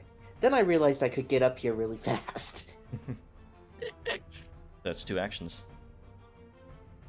I'm gonna double slice this skeleton closest to me. Okay. You bear your blades at it. Natural 20 starts things off. Unfortunately, I'm not close enough for the cleave, but hey, electric arc Mm-hmm. to, let's say, these 2 back here that are a bit So- farther from me. As you send this electric arc towards them, they seem to brush it off fairly easily, as there's nothing to conduct the electricity through their bones, nothing to sizzle. They have resistance to Their electricity bone? enough that it does no damage with that 10 electricity. Dry bones. Anyways, what about the one I hit? The one you hit still takes the damage as it took there, but it also seemed to have the same resistance to electricity. Yeah. Well, thankfully, this next attack, no resistance. You spent 2 actions on your jumps there. You Oh, only right, have 1 action. only 1 attack. Mhm. My bad. Okay, that's my turn. Alrighty. So we go to this one, and as you've immediately appeared here, Giraffe, they will stow their bow, draw a greatsword, take a stride up to here, make a strike. They did stride through your reach, so you could make an attack. I would By the love way, to. are these immune to poison? Yes, they're undead. Thanks.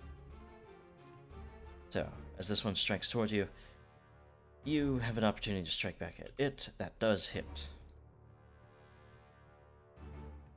So this one not as powerful. You're finding even just your physical strikes are having a difficult time doing any damage to them, just being bone and armor. Well, I'm winning, because that means they're not shooting at my allies. Hmm. They make a strike towards you, though you're able to deflect it, just barely though. Greatsword seems a little bit more deadly than the bow. Gaz, over to you. Well, let's first see around the corner. Oh, they're up there.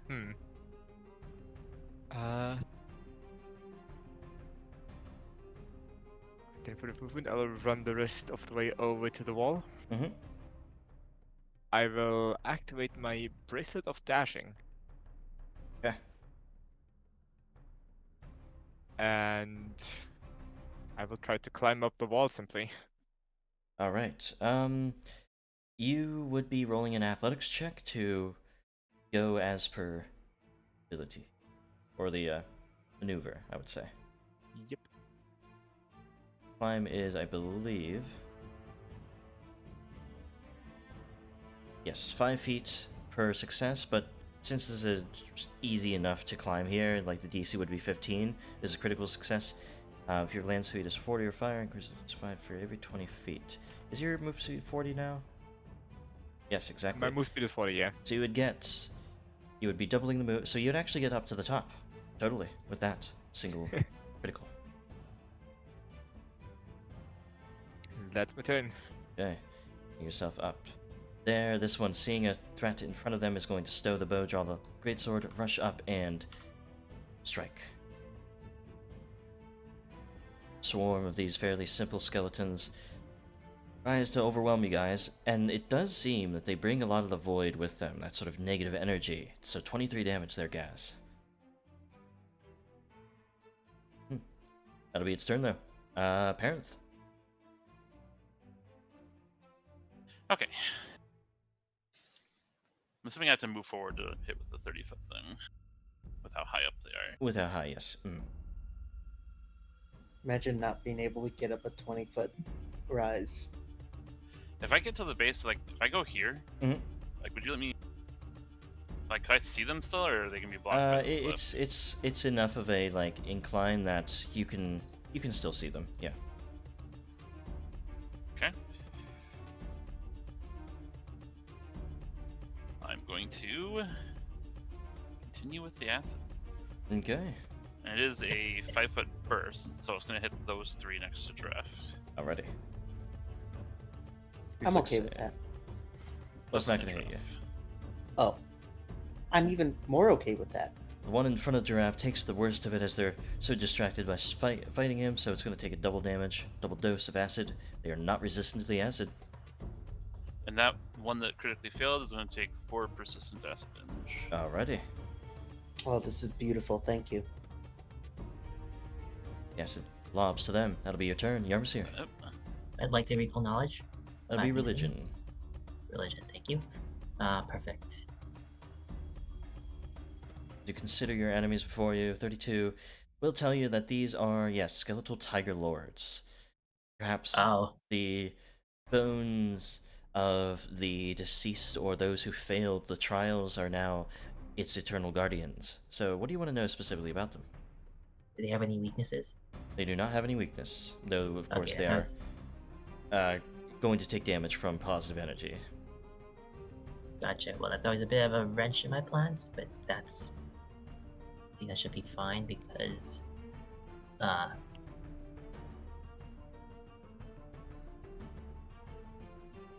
Actually, no, it's not fine. Well, I have nothing to do. Except, I guess he's lobbing... He's, quick alchemy up a, ball lightning, with Dazzled as the debilitating bomb effect, and lobbing it all the way from over here with uncanny bombs.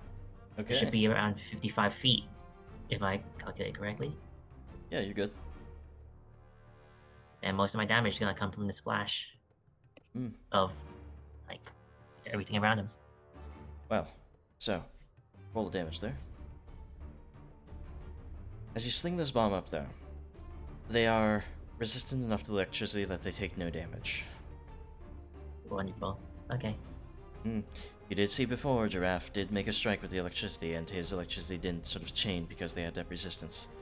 Right. I keep on forgetting that Bob Laning has electric damage instead of just... So, this one here. They're going to sling some shots at Yarmsir. Now that their front line is sort of established, the bow sort of makes a little bit of a volley towards you. They rolled really well on those, so 2 of them will hit. Of course, this is their most powerful attack. Only 13 and 14 to you, Yarmsir. Kiba. Yep, this is a short turn. I unleash my inner bird powers and unfurl my wings, which yeah, it's kind of fun. And then I morph my glaive into a staff. And that is reactions. Okay, as you prepare yourself to get up there, all the rest of these skeletons are bearing down on your allies. This one will rush up here after it had stowed the bow, draw the longsword or greatsword here, and strike. Miss there as you flying against their blade, deflecting it. Find all of a sudden you're very much surrounded here, Giraffe. This one's going to do much the same, run through, over to here, and strike. The last action here, summon the dice. Again, you're able to deflect it. Much like with the Tiger Lords outside, though, so many of them around, some of them might start to get lucky here. One same thing as the others, and goes for Gaz instead, misses that one. Horde of the Dead continues to bear down. This one is going to start by just cleaving their strikes in. Very simple enemies, not much else they're going to really try here. They do get 2 strikes into Giraffe. This necrotic energy starts to subsume your wounds there, hurting him just a bit more. Hold on, I gotta wait for it to load. Lots of rolls. Mm-hmm. 19 and 22 is what you can take for those strikes. This one here has a different idea. They're going to fall off 31? the cliff. Yes. They're going to fall off the cliff, take 10 damage, be knocked prone, come to a stand, and then move up towards Parenth. It'll be their turn. With that, we go to Giraffe. That one that passed me, did I have my reaction? I lost track. I don't No. think you did. I don't. Yeah. I did. For as much as I love them, maybe I should just turn off the dice being on the screen. There are methods that you can make it a little bit quicker. Is it just that the dice are, like, the results of the rolls are waiting on the dice, each of them, like, to move out? Maybe. I think that might be it. We'll talk about it after session, though. That being said, you have your turn. Alrighty. I'm gonna make a single Mombly strike against the one in front of me. Use my second action to do the flanked move, and then I'm gonna twin parry. Alrighty. First strike, quick one towards this, easy critical strike. Not hard to bear into the skeletons. I'd like to spread the slashing damage to the one south of me if I can. Yes, so that would be 6 and 6 to total 12. There we are. Oh, and actually, though, it would only take 2 damage because it is the slashing damage. In truth, because of the resistance value.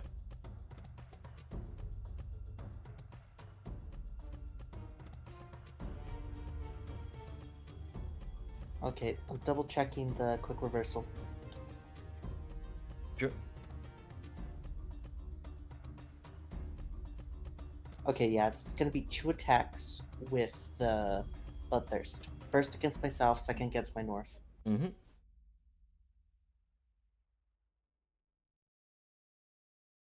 Quick reversal towards them.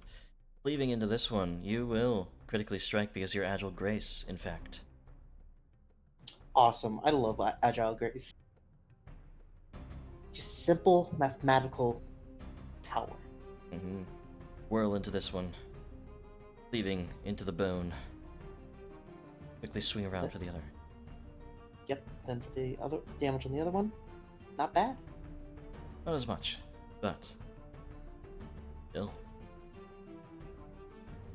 Lastly, I'm gonna parry because I know one of them's gonna crit fail their attack against me.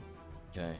You bring your blade up into a defensive stance. We go to this badly injured one here that you just struck. It's going to go for 3 attacks against you. Again, very simple creatures. They are just going to be this mass of skeletons that you have to deal with here. That'll be that one's turn. Completely missing every single strike, easily parrying them. Gaz. One crit failed. Oh yeah, one did Okay. crit fail there, Yeah. Giraffe. If you want to take your reaction against it, the weakened Cool. one. Which one? This one here. On your left. Oh, the one that's near death. Yes. Cool. I'll strike at him with my Mombly as soon as it lets me. Mm.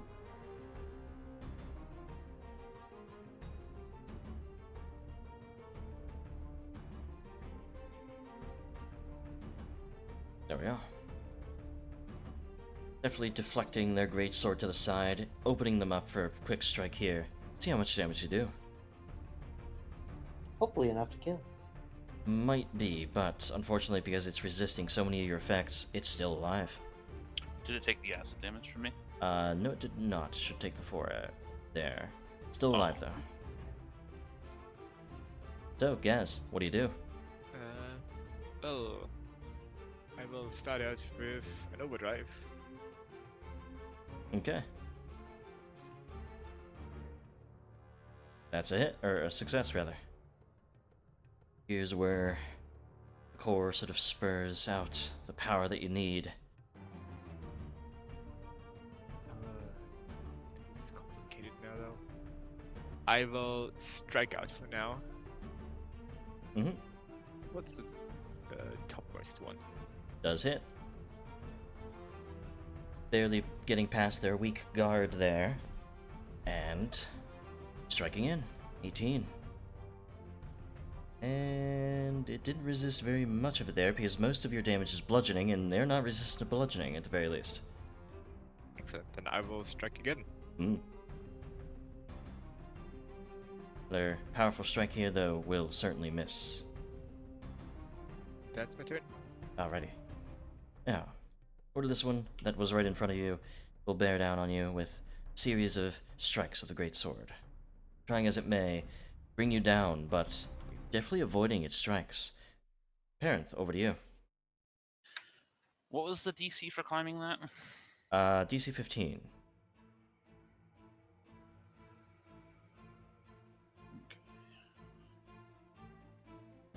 I don't think I could get up in one go though, because it was what, half movement speed. Yeah.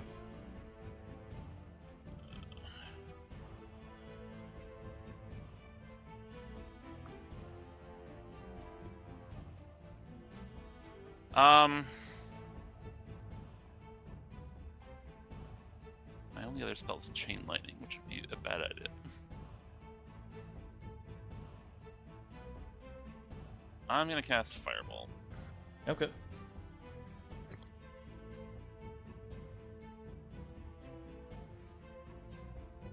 Knock the fireball up there.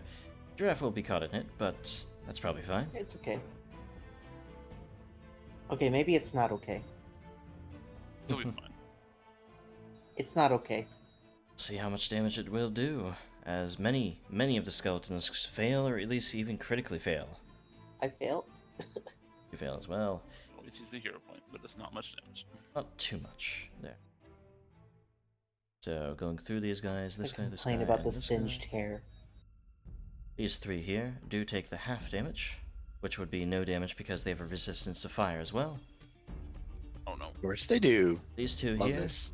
do take double damage.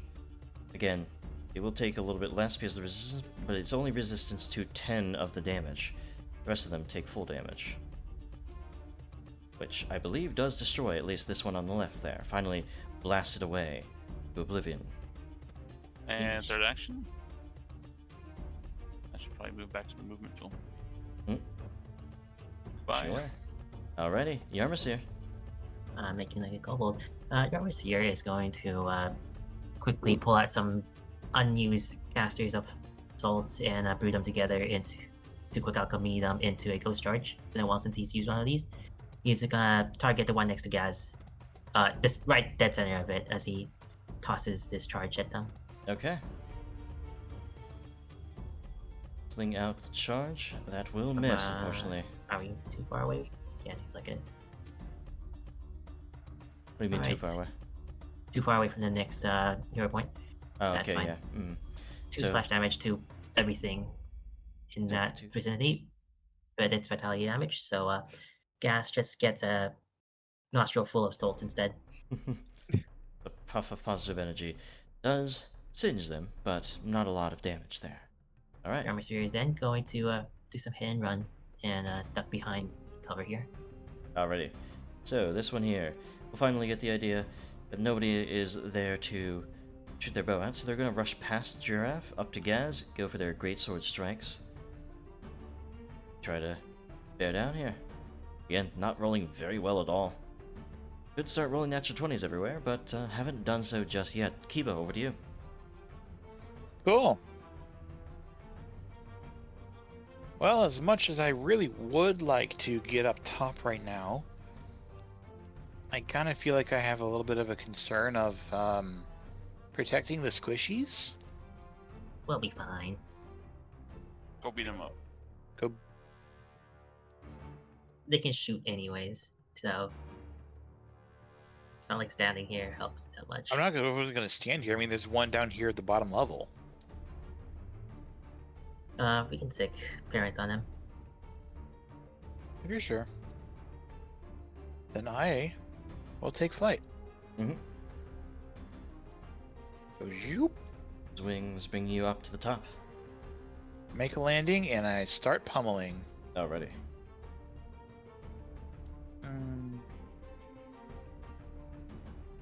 Yeah, I'm just gonna pummel. I'm really irritated with the aura. Yeah, I don't know why. Everything breaks at some point. That'll be a hit. You bash into them. The flames don't take hold, but the bludgeoning damage certainly will. Yeah, well, there's more where that came from. Certainly is. Bash in one more time. 15 points of damage. And with that, I'm going to say... yeah, I'm going to do it. All the rest of the skeletons fall apart. This is the end of the fight. Corvus is like, I'm done with this fight. This is a very shitty fight, so I'm not even going to run it. Fuck you, Paizo. Anyway. Well, hey, So glad I used my wings. Nah, it's fine, it's fine. They can take a joke. It's just Yeah. in a fight where you guys are not going to be prepared for at all, it's just going to be a long fucking slog where you don't take any damage because they can't fucking hit you. And then nothing happens. There's no fucking point. So, yeah. Executive decision. You guys, over the course of like a minute, are able to cleave them down. They really don't do any damage to you guys. And I wasn't even running the fact that they have fast healing 10. So they would be fast healing everything up. What? Yeah. So we would have won the fight. It would just easily. take It the just rest would of have the taken a while. fucking session, and I don't want to waste people's time watching that, or even my own time running that. Easy fights can be really, really satisfying for a player when they're fast, because it shows, hey, look how much you've grown. You can just like take it easy for a moment, and just kind of have a nice chill time and feel good about yourself. If it takes a couple hours, Would though, take an hour. while being easy, it's like, There's no benefit that fight. There's no joy to it. No fun in it. If you guys are just slogging through it. So, yeah. We expended some resources. I think it's fair. Fair enough, yeah. That being said, you guys may heal to full health since you have the 10 minutes or so to do so. And over the course of that extra time, it's been about an hour since you've had that fight with the Iron Golem, your drain condition falls away, Giraffe. Thank you. How much XP do we get from skeletons? 80 experience points. sweet.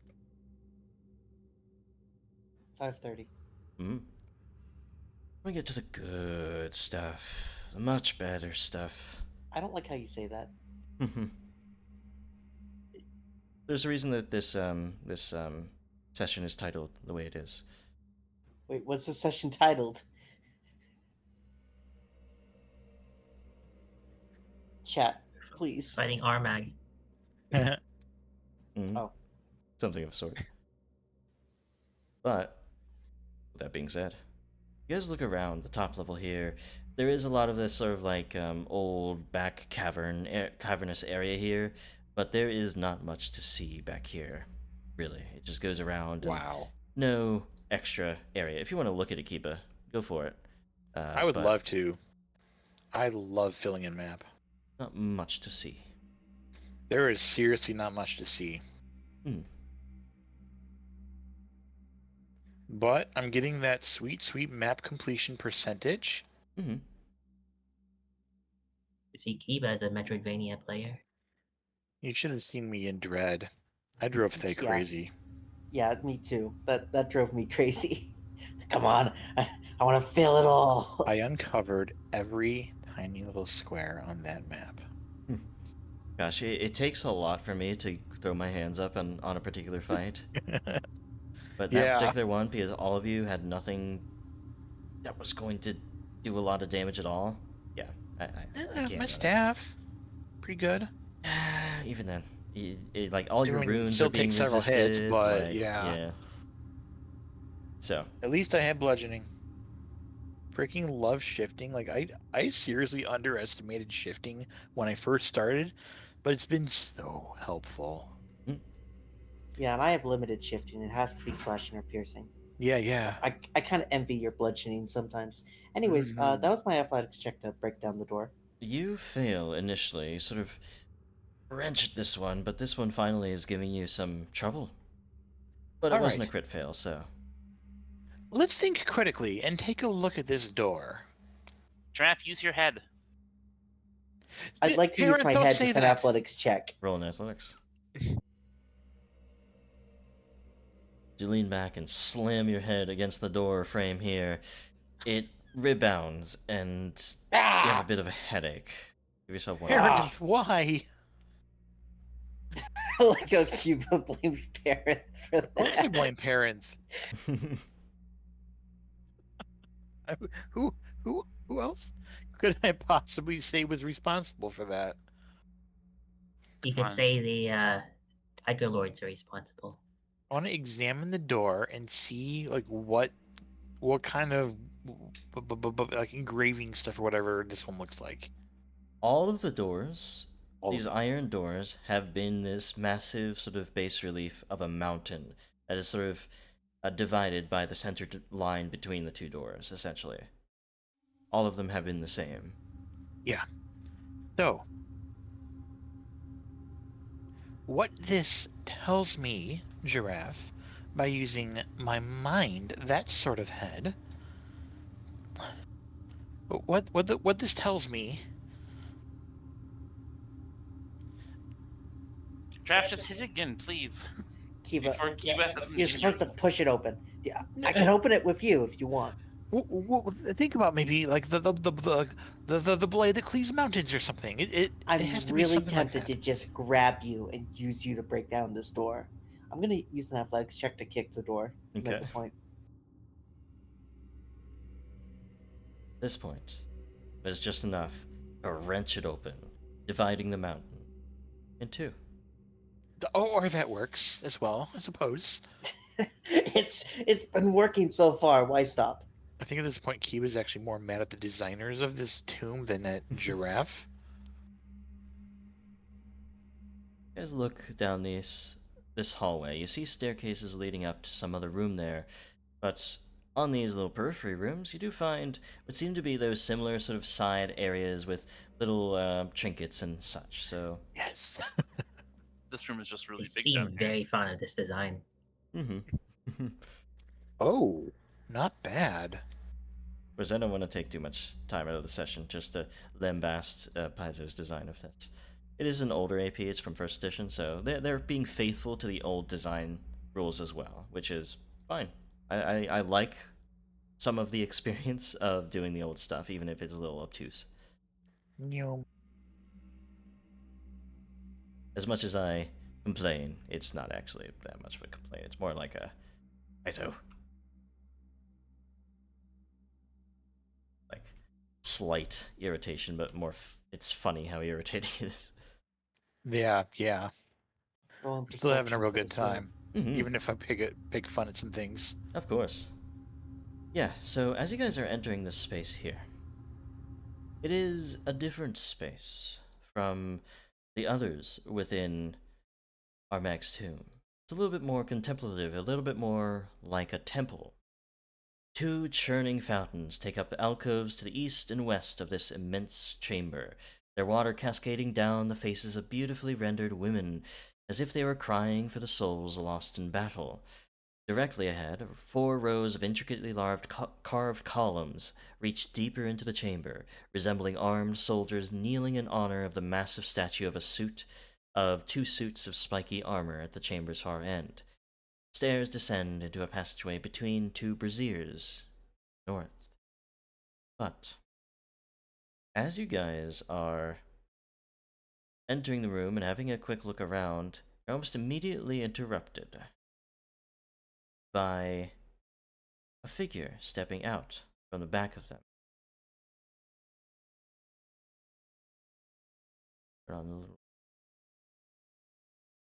Followed by 4 of those skeletal guardians. They seem to be alive, leading them. Wearing this sort of tribal garb of blue and tan, their chiseled body sort of hides their age, but otherwise you see those gray, that gray beard and, well, old complexion to them. They sort of speak out towards you. And so, another group stands before me, bathed in blood and armed with weapons. You will tell me your purpose within this sacred place. Why, in fact, have you braved these trials? It's very simple. To put a stop to the sacrifice of people, to hostages, to kidnapping. Hostages, kidnapping. Are these the efforts of the one who claims to be Armag?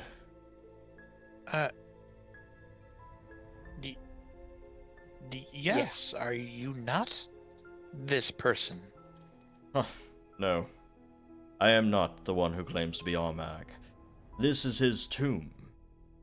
This is the place that I, as his loyal follower in his year, have been bid to eternally guard.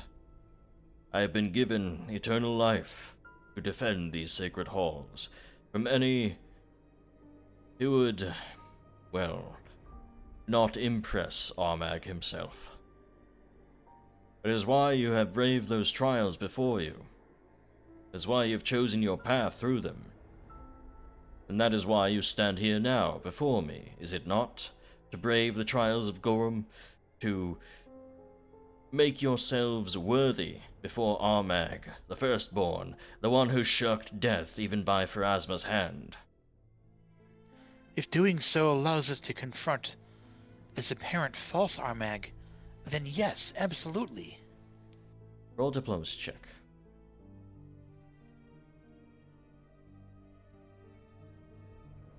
There we go. Ooh. Your conviction does seem to be strong. Amongst you, I see warriors. I see tricksters. I see clever individuals and wielders of magic. All of you have proven yourselves in the trials before, as I have watched and waited to see if you would arrive here. And your words follow your deeds. Thus, I will allow you to pass. But there is one thing you must know. The one who claims to be Armag, Twice-Born, I did not sense a sliver of the soul of the one I followed in his true life. I do believe he is a false Armag. He is no Twice-Born Warlord. But I could not convince him of such, and his convictions were stronger than any I'd ever seen. So I was bid to let him pass. As Ovriinbane, enemy of all enemies, must lie in one's hand at some point. You have heard of this blade, the one Armag wielded in his life, yes?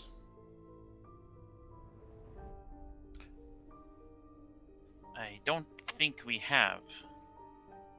Then you must know as well that to protect Armag, Gorham laid his soul within that blade, disallowing him from a true death, so he is still the deathless warlord as he was in ages past. Though that blade lies dormant without a wielder, and these trials are made to test will, the strength, the conviction of one who would wish to wield Ovriinbane and commune with to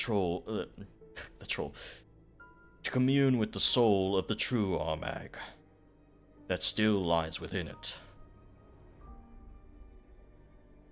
The one who claims to be Armag, the Twice-Born, may yet still become Armag.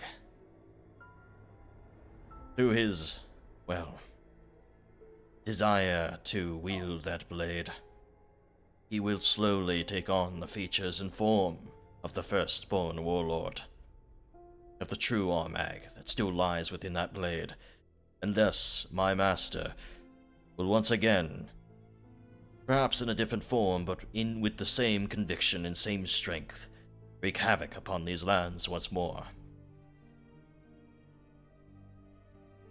He will be born again, truly.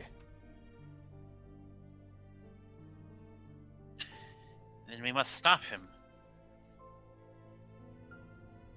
I'm sure You'll you don't want truly to hear allow us that. to pass in spite of our opposition to that.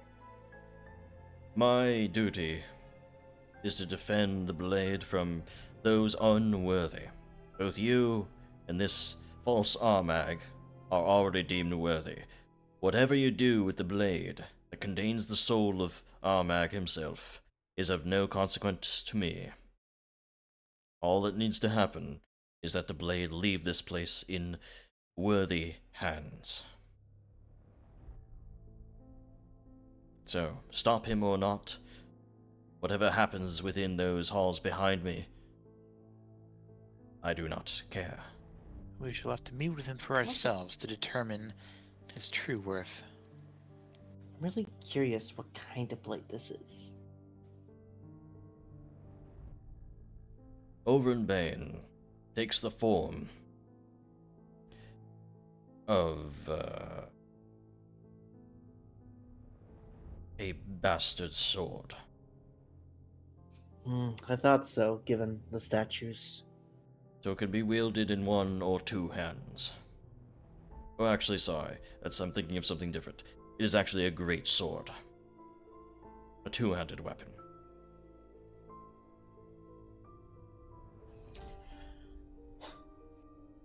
I suppose that might be more of my specialty, if such a thing were to be needed to be wielded by us. Great, Yeah. that would make 2 of our frontliners possessed by evil spirits in their blade. Hold on, I'm not possessed. I'm just like this. We should talk to him first before we make any sort of decisions. Did he go into that chamber alone, or were there others with him? No. He entered with many of the Tiger Lords. Though from the carnage I have heard within, the voices of the slaughtered, perhaps only few of them stand alive.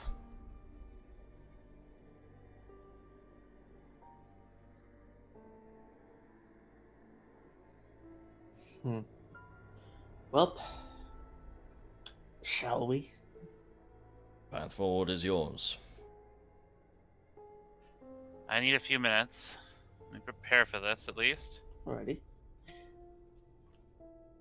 Man, coming in here after fighting that golem, I was afraid both those statues were gonna start moving.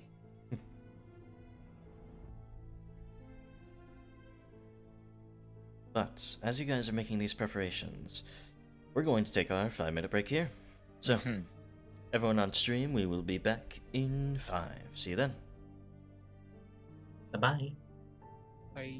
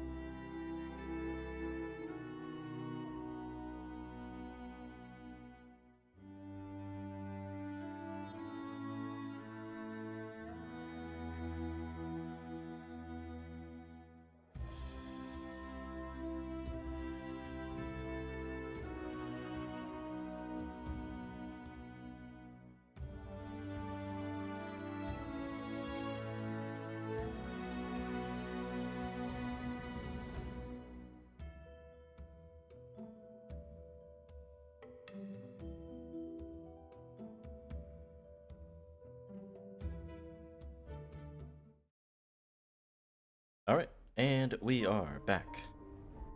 So, with you guys knowing that the room beyond does contain Armag, and his trail of destruction ends there, you may proceed as how you wish.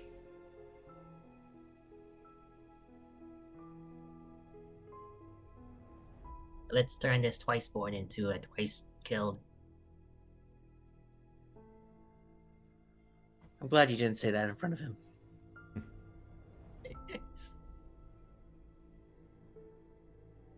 I'm Door playing last up my before. spells still. 1 second. Okay. You can do that while party's going Okay. ahead. It won't be like, oh, you can't do it anymore. No, you're good. So, I'm gonna take a risk with wielding the horn. stepping down the stairs, you hear clamor from beyond these doors.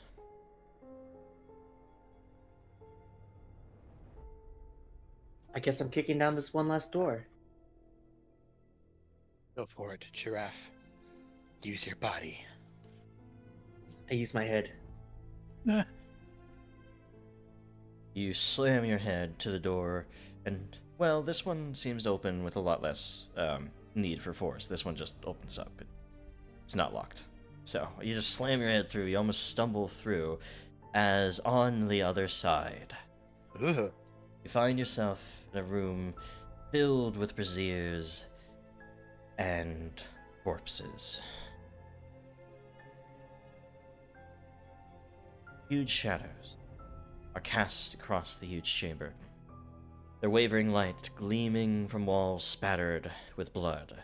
The air reeks of decay, for the violently hacked bodies of a dozen men lie strewn about the chamber. And within, on the left, you see some of the skeletal Tiger Lords seemingly under control of one of those Sisters of the Bloodshot Eye. But as you enter, there's already an argument happening. The sister sort of pleading towards the massive figure in front of her. You must learn to embrace the rage. You do not need to let it out until the time is right. Though the figure before her, this massive, chiseled figure with these wild eyes, this black hair and beard strewn back with blood, and these spiked pauldrons, wields a blade that seems to be made of pure red crystal, and sort of seems almost as if it has a life of its own, slaked within the blood itself, sort of thrums with this orangish energy. But as he speaks, his voice booms throughout the room back to her. I don't need to. I am Armag the Twice-Born. This is my soul within this blade. I don't need to hold that rage within. I am rage incarnate, and you seem to have sent us some more bodies to slake this blade upon. He sort of looks towards you guys. Armag twice cooked, I presume? Twice-born to you, and that is the only insult I will allow to cross your lips before I cut them from your face. But I would like to know who you are, for you are not of my clan. Enter this room. Do not stand within that corridor like cowards.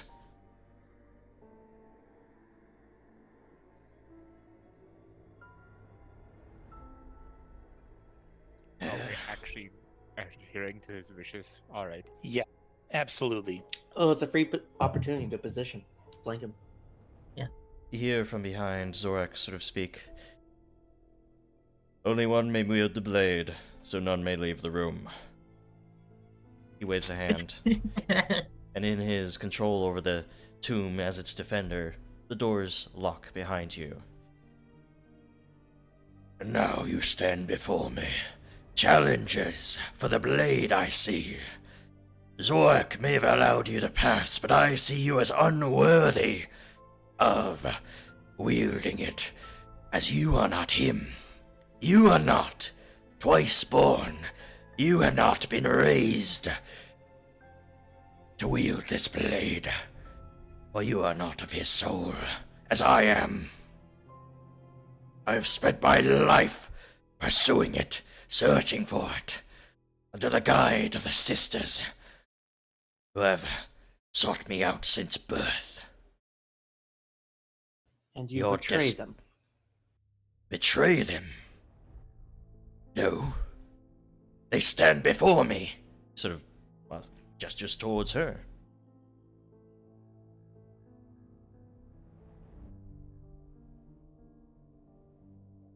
May have been confused there, Drew. What were you thinking? I thought he was going to strike her down. He was just angry They with were her, but he's not. arguing, He's Oh. not like striking her down, this isn't, no. They may be insolent, yes. They don't understand what I am feeling now. The unbridled rage, the need to carve apart your bodies. It is barely held back by my mere curiosity. So we will speak as long as it is. Well, I hope you're not too attached to the blade, for I doubt you're going to be holding it for much longer. We are champions of a land to the east, from a kingdom that we call Scaleport. And we're here to defend these lands from those who would rampage with bloodthirst. Defend it. Then I would like to see you try. Do everything you need to try and defend it. It is in fact, though, a shame that you have come here without an army for me to slaughter as well. Very well. You have told me of your lands, you have told me of your people. They will be the first to die.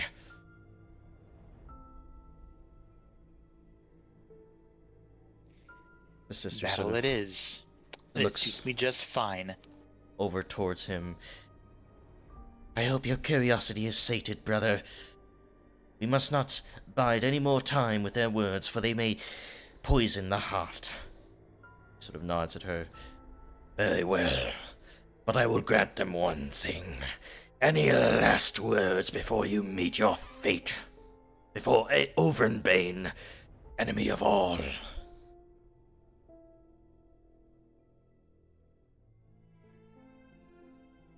Your chance for last words, at least. I don't need them. I've faced death before. We'll make it if you can prove you got what it takes. Your actions are hideous. I shall wipe you and the atrocities you are committing from these lands. Well, after being driven out of That the was very Marriott, weak. this will feel very cathartic to me, at least. Does your little dragon have anything they'll mule before they die? You know, for somebody who is using a blade called the enemy of all, you certainly have a lot of allies standing besides you. Why did you start with them? Very funny. I will admit that the rage wishes me to slaughter them as well, even them. But they raised me, and as long as I have the power to resist it, I will. And I have other subjects before me, so you will do. I need your initiatives. Gladly.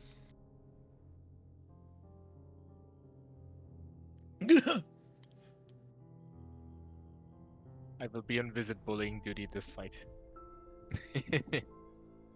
I'm gonna re-roll my initiative with the hero point. At higher levels, do wizards casting like upcasted invisibility ever become a problem? I mean, Not blind, but you'll be fine. yeah. But either way, I know that's kind of random. It crossed my mind. go ahead and roll your initiative there, Giraffe. Is Armag... That was the wrong roll. Oh, here, I can, sorry. Let me go and search for it there. You rolled it blind. I can click the little button because it's a common problem, so I have a button for it. So it puts you in initiative there. Inkiba? Lol. That gets you to a natural 20, first to go, as Armag bellows out in this raging, well, battle cry. That I'm not going to do because I'm going to destroy my voice. We're going to start with Eva.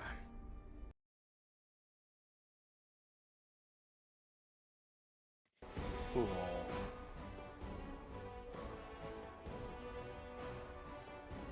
So, I go that way. rush across the room towards those skeletal enemies. And let me try to get a quick cone going to make sure I.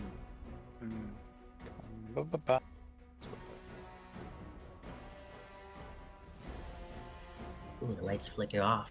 Very Oh, this romantic. is tricky. I just did that because it's a Did little you say too bright. romantic? Climactic. Romantic. Romantic. So, Eva.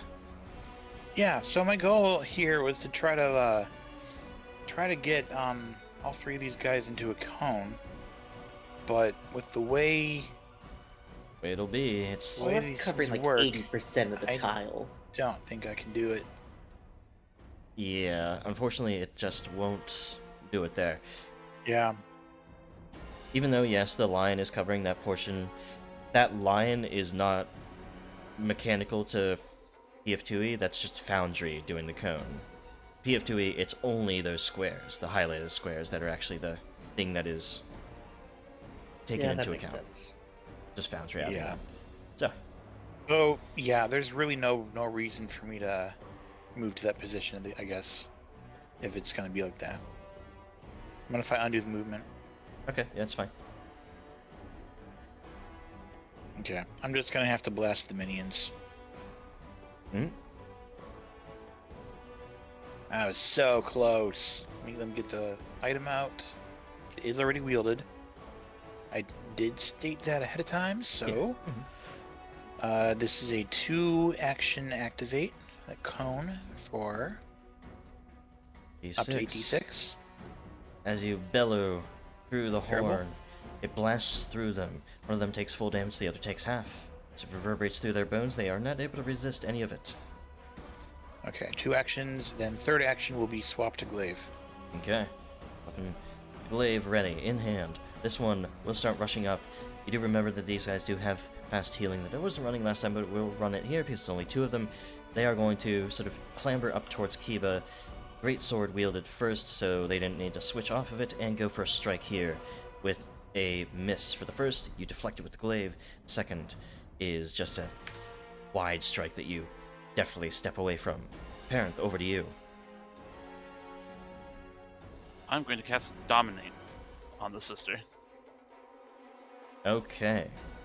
On the sister is a caster. She will have a high will DC. 10 of the dice is enough to succeed.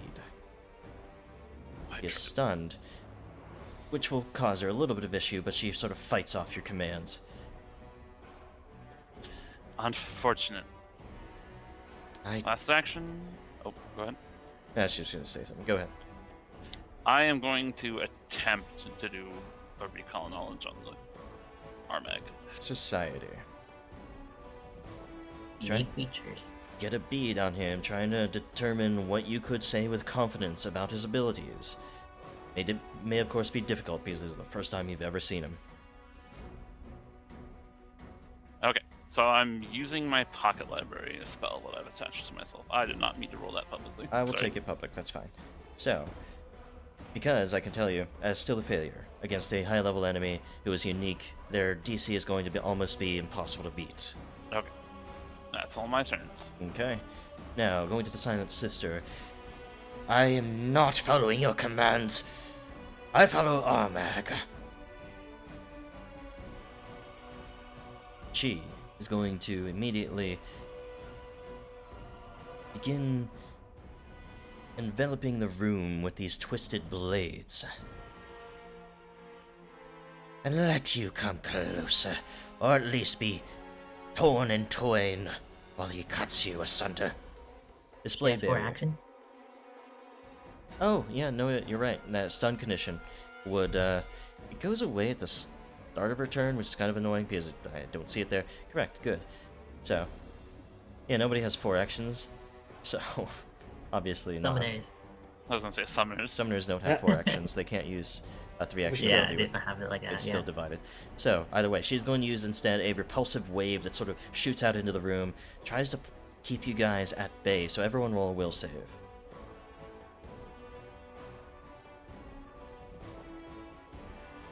I will re-roll that immediately.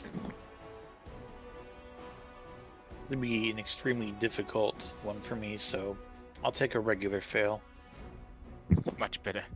Okay, so fail on everybody except for Gaz. Gaz, you're actually able to move forward through it. You have resolve, so your critical success means that you can actually move up to her with no trouble. Everyone else, though, is affected. Hey, guys, you mind taking care of her? As I said, I'm going to be on visit, bullying duty. Mm-hmm. So, with that being all of her actions as she fights off the rest of Parrot's commands, we go to Giraffe now. Okay, I'm gonna make 2 lunging attacks against wannabe Armag. Then I'm going to twin parry. Are you close enough? To lunge? Yeah. Lunge. Oh, okay, yes, sorry. Not double slice. Okay, yeah.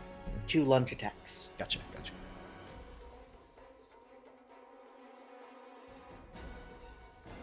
That is definitely going to be a hit. Slice towards Guess his what? flesh. Baby's first poison. Okay. He's going to go and attempt to resist it, but as you strike at Armag, it seems like your weapon itself just strikes against his flesh, and it seems just to be resistant to it just out of his pure incarnate rage. So he's resistant to physical damage from weapons, it seems. Or, actually, no, what the hell? That's it. Except weapons. Okay, well, why is that not actually working? I'm just going to remove that from you then. So you should actually have dealt 10 extra damage here. That's weird. Oh, cool. I'm like, why is he resistant to weapon damage? I can see bare skin. Yeah, no, it's kind of Man, weird. too angry It's- to die. It's weird. It's resistant to physical damage except for weapon damage, which is almost all of it. So it's either way. That being said, I'm gonna roll. Yeah, he succeeded on the fortitude save. You miss because of just not being able to strike through the map attack or the map penalty. Darn. Then I'm gonna parry. Okay. As you defend yourself, waiting for his strike, we go to one of the other skeletal tiger lords. They're going to rush up to the side of the room here to parent and strike at him. Twice. As you're backed up against those doors there, you do take both strikes from... Yep, I'm gonna. Mm-hmm. First one gets reduced. Boop.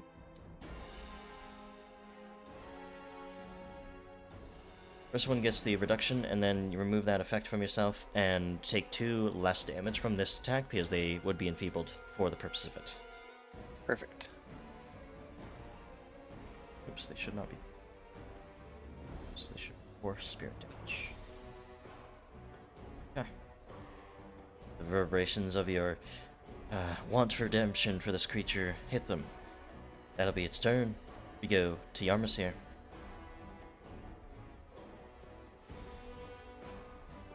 All right. Here we've got it's got some drinks for both Giraffe and Kaba. Mm-hmm. These are both acid. Okay. Oh, cool. Thank you. Thanks. That's his actions with 2 hands. Now he's gonna finish off by refilling his hands with 1 elixir of life and 1 skunk bomb. All right. So he readies himself for this battle and readies his allies right as well. That's it for his turn. All right. So preparations are made. We now go to Armag. You dare to try to take my destiny away from me? No, I am Armag. I am the Twice-Born Warlord. And he goes into his rage. Armag's rage. As it Is rage seems No, it's not. this rage in him instills him so much power that his instincts allow him to swipe out at anybody with great effect. Oh boy. He's a danger to anybody close by. Which Now, route do we take for barbarians to get this? you sanctimonious bird! We're going to take a step here and strike at Kiba with Ovriinbane. 7 of the dice will hit. Flank helping him. You're struck into for 34 points of damage. As the blade cleaves into you, it leaves this nasty gash, causing you to bleed. Never been called that before. I like it. And you think to defend your allies? Keep away from my prey. They're going to try to throw you across the room with this athletics check after the successful strike. You, actually, against your fortitude DC, I do believe he fails. That's a fail. He's not able to push you back too much, but a failure is still 5 feet. So he's going to push you back sort of past the skeleton. They get pushed back themselves. I'm just getting started. Gaz, over to you. Well, in the chaos of the combat, Gaz is going to sneakily move on up behind the sister. And start his favorite thing and grapple her. Alrighty.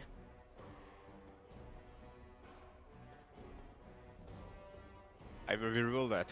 Okay. Try to get a hold of her, grabbing out towards this mage. You know that they are not going to do anything as you grab a hold tightly against them. That is a critical success. They are restrained, can do nothing but, well, try to escape. Wonderful. I will use my final action to overdrive, actually. May as well.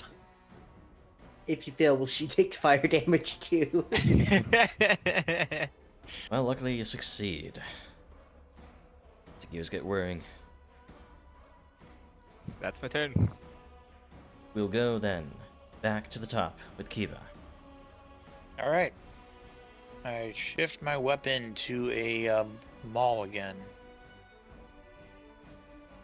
Alrighty.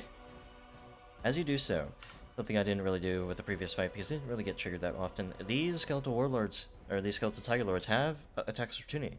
And that is a manipulate action as you do so. Sure is. 25 there from that one. And this one, weakened as it is, may not have as best of a strike. They definitely miss that. Good. Then I will go for the assault. Upper one. Mm-hmm. You know what? Change my mind. I'm going to create my aura. Alrighty. Long aura. Yes. The 4-turn 4 version, huh? rounds of the inspired courage, or rather, courageous anthem to your allies. This very moment, you need everything, all the power that everyone can do for this fight. And then I'll strike this minion with the maul. It hits because of the courageous Good anthem. enough. Yeah. It's barely slamming the maul into this skeletal form, easily able to crush through the bones as much as you can. There we go. It's 3. Alrighty. So, over to this skeletal tiger lord. They're going to be smart enough, at the very least, to do tactical stuff in combat. Oh, and you take the 5 bleed damage there, Kiba, and roll the recovery. Sure. Oh, and they do have their fast healing. They apply that. There we go. Flank and strike here. Miss on that one. Goes for another. It's around your side, harrying you, keeping you away from your allies. That'll be a miss, though, on both. Parent, over to you. I'm going to cast my favorite spell in the game on Armag. Okay. Laughing fit. Let's see if he has enough of a will to resist the urge to cackle here. Well, he doesn't. But it's sort of this mad cackling and this rage. I will slaughter you for doing this to my mind. First, dragon. Love it. I can't take him as seriously when he's laughing. I'm gonna cast shield. Okay. Just hyena laughs. I love how this dude's like, I'm gonna come in here with a special effect where I get an extra reaction for. And parents like, no. So, No. we go to the Sister of the Bloodshot Eye, who has been basically restrained by Gaz's gadgets here. She's going to have to try to escape. You will unhand me! Make me. She doesn't have athletics or acrobatics, so she has to use our unarmed attack modifier, which would be basically her strike modifier -2, as it is for monsters of this level, so -2 that. 27 is not beating your athletics, I don't believe, of 32. Nope. They're going to try twice more.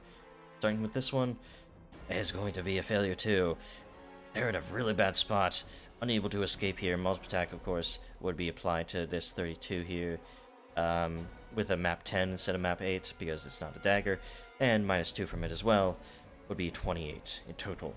She is unable to get free of you, but you still have to maintain the grapple on your next turn. So, Giraffe, over to you. It's time for everyone's favorite, double slice.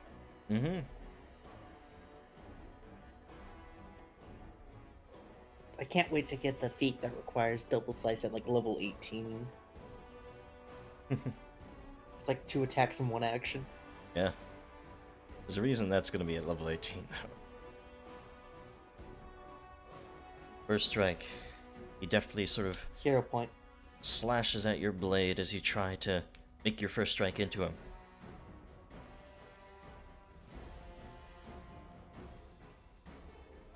And he is able to deflect it just barely. Ah!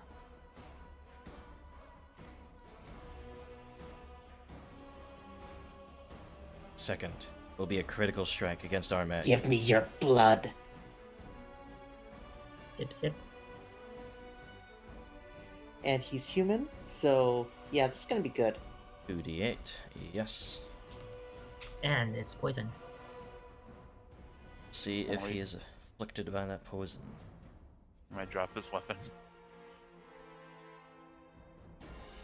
He is certainly not. He's just sort of is able to push through the effects of the poison. His body defends himself, or defends him. I will return the favor twice over.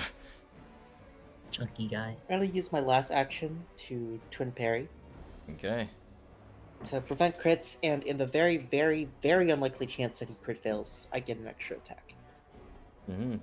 So, this Skeletal Tiger Lord, right next to Heba here, is going to make a strike. A couple of strikes, really. They don't have anything else much going on other than attack of opportunity and some decently powerful strikes. They're going to miss the first, but hit the second.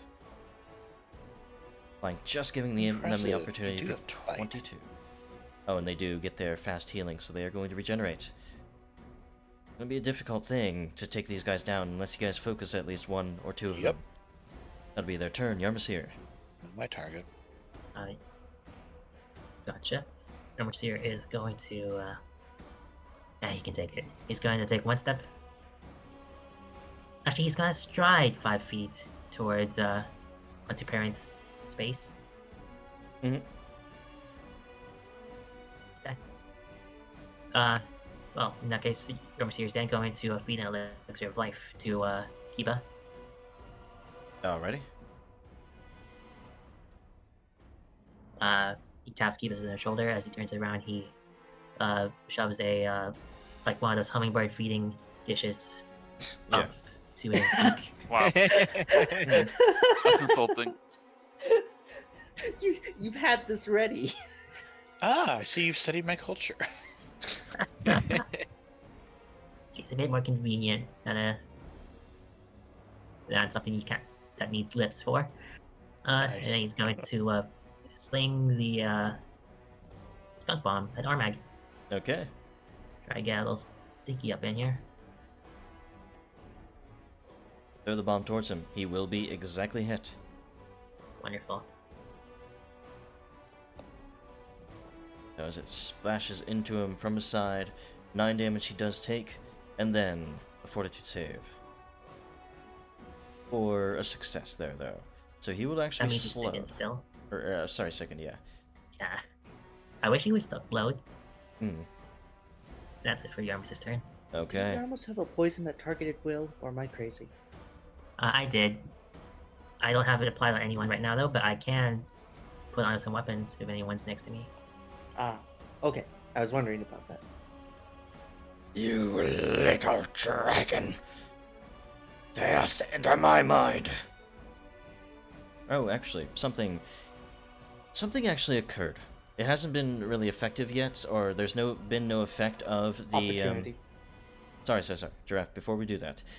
Okay.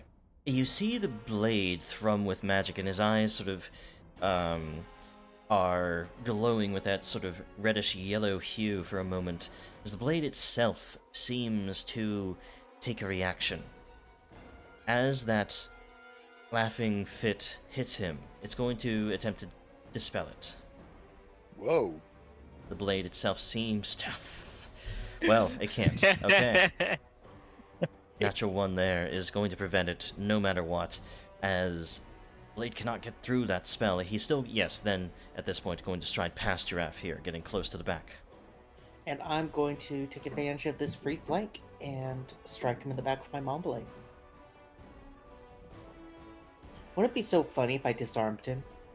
Like, completely made his weapon fly off? It's a hit, exactly, because of the flank. Put himself in the flank, actually. 422. A little bit extra acid continuing to burn him. He sort of shrugs it off at that point. Ovriinbane, bless these strikes. Seems like Ovriinbane, with the command, single action, casts Bless.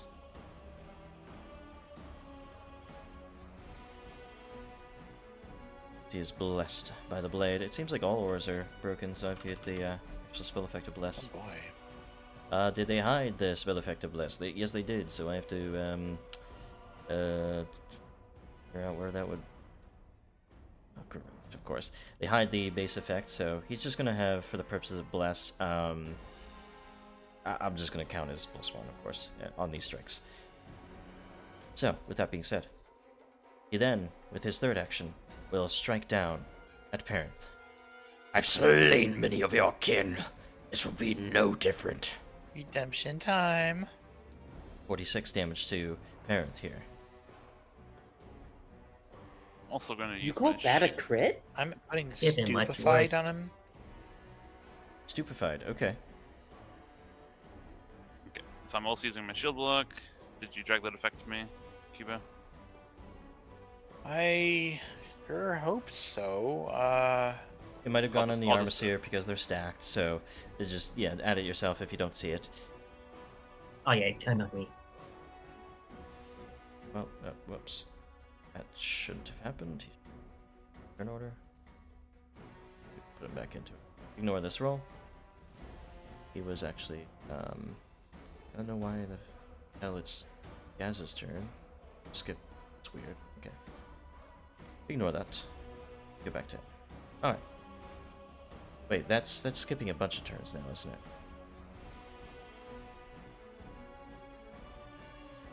Oh, gosh. I think it would be up here. When? Who went last? Which of you guys went last? I can't remember. Yarmusir went last before Armag. Yarmusir went. Okay. So he's here in the turn order. Yeah. Okay. Yeah, should be it. So, with that being said, did you guys apply everything as you needed for Yep, these? I took the damage as needed. Alright, so that'll be his turn. Gaz, over to you. Oh, and he does take 4 spirit damage as well. That's the thing. Gaz will maintain the grapple. Okay. Get athletics.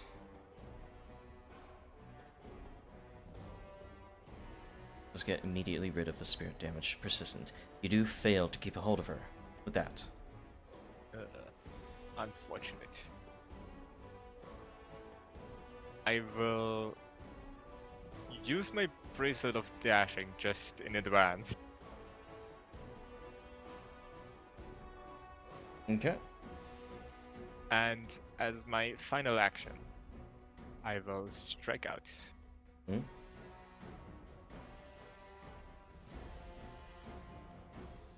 That is a hit. As you slam this attack into there, 19 damage.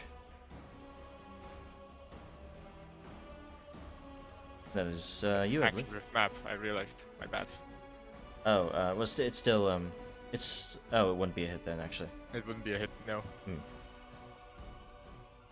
So, turn back the clock a little bit.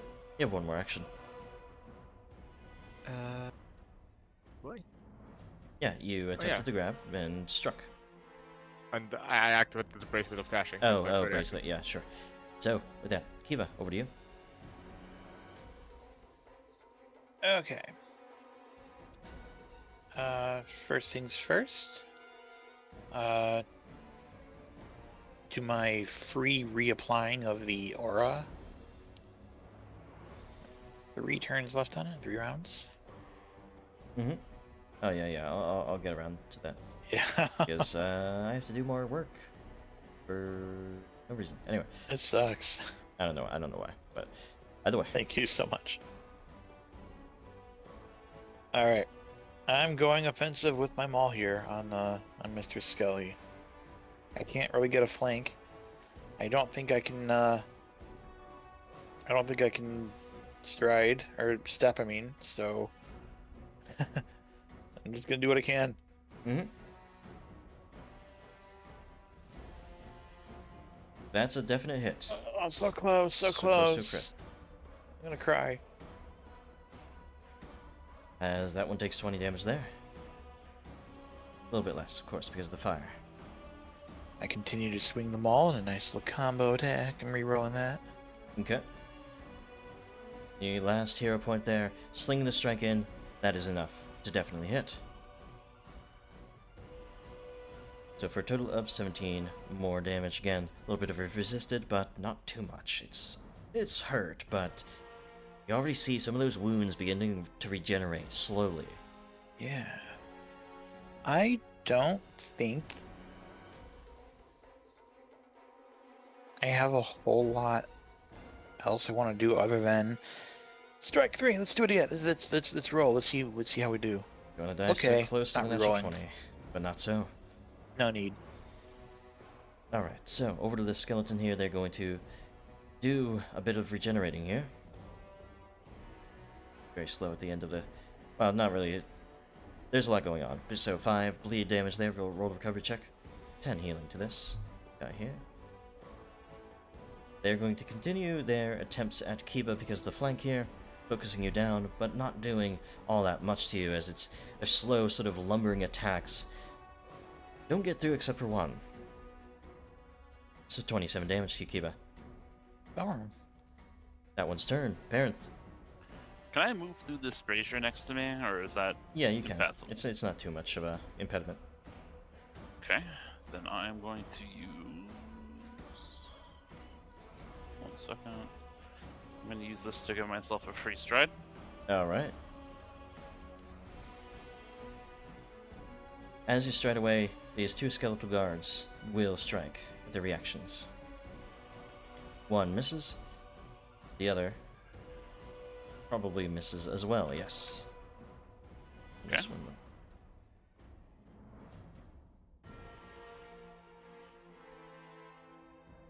I just want to kind of get away from this guy. I'm using an action to maintain the hideous laughter. Then I'm casting haste on Giraffe. Okay. Yes. So with the haste, Power. Time Giraffe. to kill. speed increases. Everything around you slows down. You can make strikes faster. 12 damage. I have something to bring up after this turn. Yeah, Parent, you take 12 damage there. Roll a recovery check. Kiba, what is it you have? Okay. skeleton on the left. Mhm. Due to a feat, since the Enfeebled enfeebled 2 one. wore Okay. off, it's now enfeebled 1. Alrighty. So, we go to the Sister of the Bloodshot Eye. She finally freed from Gaz. You seek to stop me. Well, I am not without my own friends, too. Begins to cast a spell in which to summon up a... No, she won't. Do not Okay. cast this. I will turn this into an unstable function. Okay, you pull out all the stops to create an explosive distraction. As almost immediately as you see her casting, you pull ripcord and something explodes out. So, Let's hope I land this strike.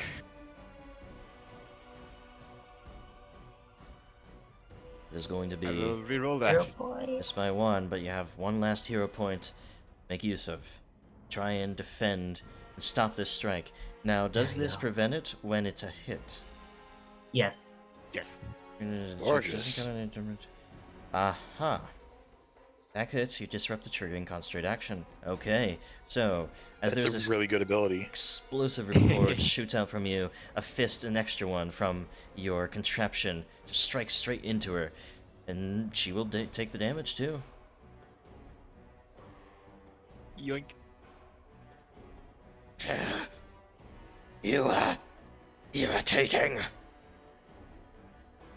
Ah, it's broken. Broken as you can't sort of pull back on the usage of it because of the unstable. Oh no. The So- invention. It's broken. Giraffe. We need to get these skeletons out of here. So I'm going to use my quickened action to stride into a flank Mm-hmm. with the Armos and I.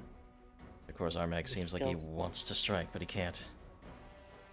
Aww. You I don't give need him me the to finger. stay here for future flanks, right?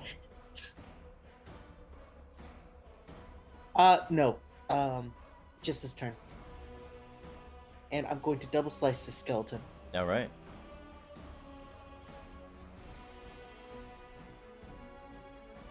Double slice into it first. Easy crit. Transfer the damage to Armag, of course. Mm-hmm. As for the lightning, 1 to Armag, and is it within 10 feet of the target? Yes, it is. Only Armag then. No, they are within 10 feet. That's 10 feet away from them. You can do the other skeleton. Oh, but Yeah, they're the immune to electricity electricity. doesn't. That's what yeah, I mean. not immune, but Well, resistant. they're not immune if you like roll high enough. If they you do might. 6 on the damage dice of the electricity, it will do it. But otherwise, yeah. So either way, Like a 2, so no. cleave and that goes to was- Armag 10. Oh yeah, that was strike number 1. Mm-hmm. Time for strike number 2. Make another slashing strike towards that opening you've already created for yourself. This will be a hit, and no resistance applied to it.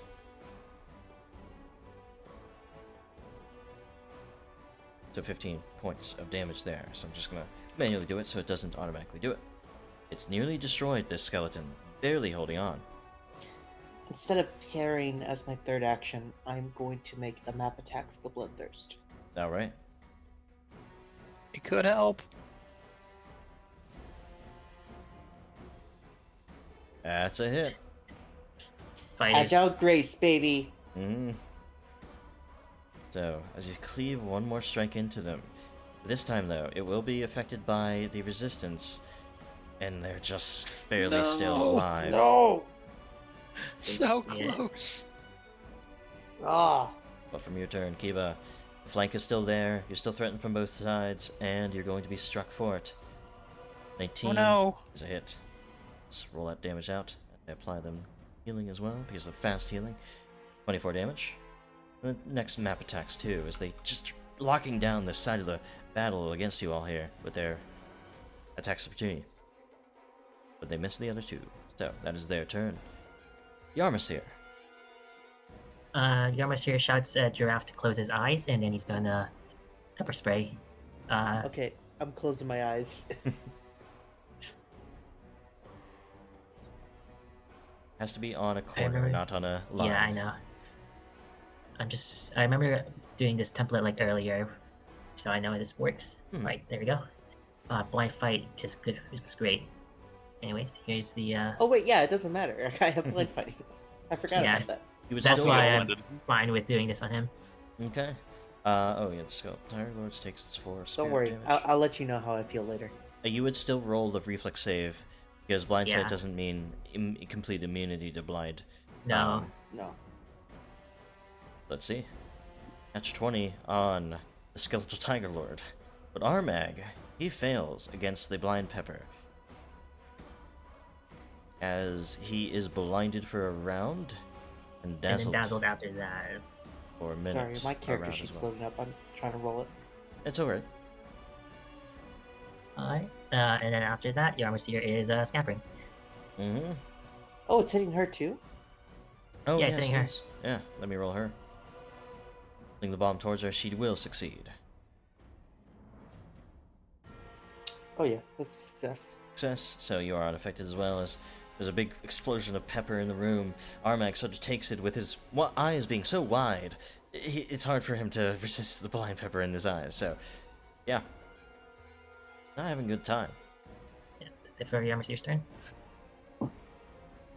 You think some blindness will stop my rage? I can still swing this sword just as strong. Yeah, it doesn't matter if you don't hit anything. At this point, he is going to... let's see. Swing it immediately towards Giraffe. 15, this is the strike. It would be a critical strike, but DC 11 flat check he has to beat. He does not. He sort of cleaves into the ground next to you. Whoa. Completely I missing. matter. Ha! Not very fun, is it? Trying to dance around. Oh, That's a I don't miss. need to try that hard. Just Well taunting him done, at you're every almost opportunity. here. He's going to take a step back to collect himself. So, no longer at the... How long is it? Is it 1 round? So it's until Yarmsir's turn. He's still blinded, which means he would be flat-footed to Yeah. everything as well. Yeah, he can't dispel that. That's tough for him. Yep. And just as a reminder, he will continue to be stupefied 1. Mhm. And it does wear off if he, I believe if he fails a spell keeping save or whatever. What do you mean by that? Let's see. Let's look at the... When you're ability. stupefied, you have to roll a flat check to cast a spell, right? So, if you have a way to go super for 1 minute, or until the flat check from stupefied causes to lose a spell. Okay, yes. So, Gaz, we go over to you. She's freed from your grasp at this point, but you have another chance. Yep, I will immediately try and grab her again. Mm-hmm. Skillfully locking down the room, but maybe you've taken some damage so far. That grapple will be a failure. I know your tricks by now. Well, maybe it's time to try out something new then. I will try and swing at her. Mm-hmm. Map this time. That'll certainly hit. Wait, was the distracting explosion also, like, technically your stabby weapon? Yes. Oh, okay. Sorry about that. Then this should have applied That's alright. back then. We'll see. But yes, that is a hit. Roll the damage as well. Stringent Venom. I'll roll her for the Yeah, I success. heard explosion and I thought it was like an actual explosion and not just your fist. She definitely succeeds the fortitude save. No longer, or not poisoned either way at that point. 18 damage. And I will use my final action to tamper with her armor, or at least try to. Okay. He is wearing a breastplate underneath that sort of cloak. But you're not able to reach towards it. That's my turn. Are too handsy for your own good. Iba. Over to you. Jesus. All right. Kill the skeleton, please. You can finish him. Okay. I want to get my Courageous Aura going. Am I able to drag the effect from my thing onto me? Just the Which- regular one, or? Which thing? What are you talking about? Courageous Anthem. Oh, no, yeah, not yeah, that okay, one. yeah. No. Well, you do need it this turn still, so I will I add need it the to spell you. effect. Spell effect of what? What's that? What spell effect do you need? What? No, the Courageous Anthem. Oh yeah, I just did it for you. I know. I was saying I was trying to see if I could drag it onto myself, and it said, no, it was the aura, and I needed the spell effect. Oh, okay, yeah, I'll just do it for you. Don't worry about it. Okay, yeah. All right. Step 1: pulverize the near dead skeleton. Let's get him. Let's get him down. Mm-hmm. Step 1 for your not- recipe. Let's use the last hero point. All right, knowing that you need to take this skeleton down, strike one more time, and critically strike Let's scatter his bones across the room it. Blast it apart. and spin around using my momentum to smash my maul down into the other one. Mm-hmm. Looping into the much more healthy one, that'll be a hit. For the purposes of this combat, guys, at the end of this round, we will have to end the session. I don't want to take it too long, especially because some of you are needing of sleep and all that, so we'll pick it up next time at the end of this round, if you guys are okay with that. For Yeah. sure, Yeah, I'm okay with that. Appreciate it. And attempt to finish it off. A natural 20 will certainly do something to it. It'll do something. Will it do enough? Not with those rolls. Lay him into it, though. It's a lot to take, especially bludgeoning. It's not resisting any of it, but the fire is being resisted. It's hurting really badly. Love it. Parent. Sustain the hideous laughter. And I am going to cast Phantasmal Killer on Armag. Okay, Kiba, do remember your bleed check and recovery check. Yep. Little Armag. lackey he's trying. stupefied. If he fails both checks on Phantasmal Killer, I'm gonna laugh. I will too. He rolls a 5 on the dice. He fails the saving throw initially for the Phantasmal Killer. As all of these phantoms of the slain people that he has slaughtered sort of whirl around him with knives bared. They slice into him for 30 damage. But it's just a regular failure. He is going to be frightened too, though. Everything helps. Mm-hmm. That's all 3 of my actions. Try to bring guilt into my mind. It won't work. I have no guilt. I am only rage. 2 damage to you, Parent. I realize how much of our stuff is themed around making people feel bad. Alright, the You're sister. bad and you should feel bad about it. I love it. So, she... She's wasted all of her spells, every single one of them, pretty much, because everyone's moving... isn't caring about the repulsion, and Gaz is interrupting it, so... She will take a step, though, away from Gaz, as if that'll help, as she is going to... yeah, she looks to Armag. I will free you from that laughing curse. Dispel magic against him. I can't interrupt it, but I will still do the damage at the very least. You can't interrupt it? Oh, because No, unstable, it has yeah. to be an unstable function. Unstable, yeah. You could crit, which would still interrupt it because of its critical strike. Oh yeah, fair. Let's see. So you pummel at her. She finally starting to realize that she needs to get away from you. She deflects that as she sends this dispelling magic towards Armag. She probably doesn't even need to roll because it is a first rank spell, unless she critically failed. She would easily dispel the laughing fit, as Armag is finally freed from it. Now we're talking. That'll be her turn, though. Giraffe I can't approach her, cannot. so I can't get closer to Armag. Correct, because you would be closing the different distance to her. Can't beat him up with a gate without Wait. getting closer. Yeah, how do I have a very stupid idea. I... One of us could shove Giraffe towards Armag. Okay, idea. This square right here. That's not closer to her. Is it? So 15 feet there, and yes, you would be going away from her, so you could go there. You just couldn't go here. Cool! She's using the spell. Okay, I'm gonna go down here Rotational with my geometry. quick action. All right. Then I'm Actually, first I'm going to parry with one of my actions, stride with quickened, then double slice. All right. Armag doesn't seem to have a huge reach. You can easily avoid the reach and go down there and then strike without worry. Okay. Seems.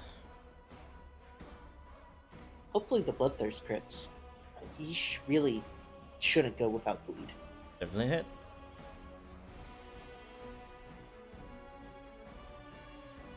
And 28 damage there. Leaving into him. It's looking rough, but he shows no signs of faltering, stopping for any reason. Come on, Mama, I need that crit. Facing him with Bloodthirst 1. That's a critical miss. Yeah.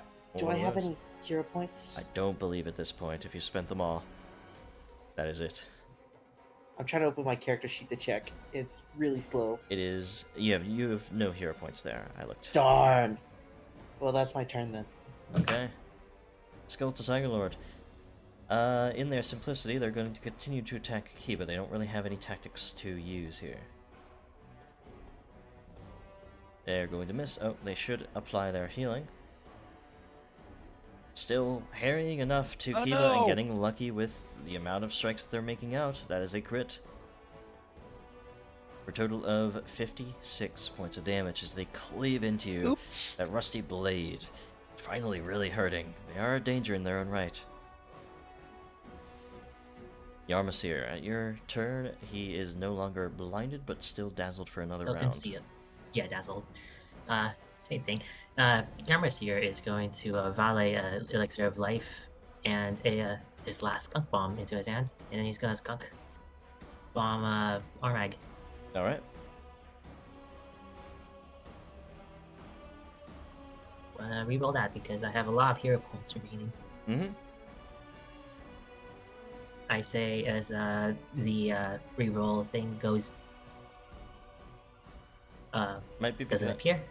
it's fine, just check. Yeah, me too. There we go. The thing is that these get consumed when I strike with them. So I Yeah, have to grab another. that's a hit now. Wonderful. Skunk Bomb, Poison Cloud bursts around him, takes the 14 damage. 13. And he's a roll And let's- fort. You will succeed. Not critically because of the frightened, so but he's already sickened. Yeah, he's already sickened. Finally, he's going to feed the elixir of life to parents. Mm-hmm.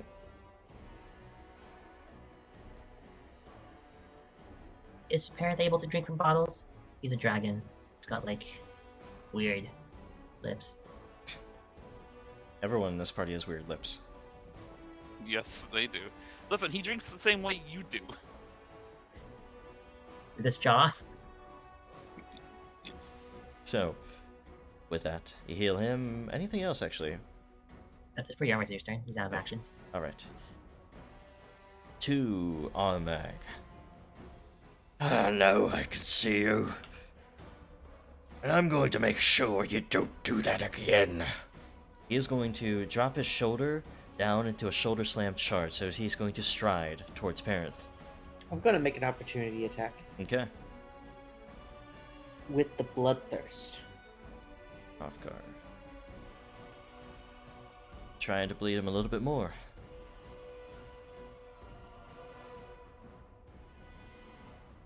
Game, please load. I don't know what it is for you. It seems strange that it's taking so long to load. Do you have not good internet at your place? Internet's normally great. The Huh. bars are showing fine. It's just it's Foundry in particular. I don't know what that would be. Either way, that is a miss still.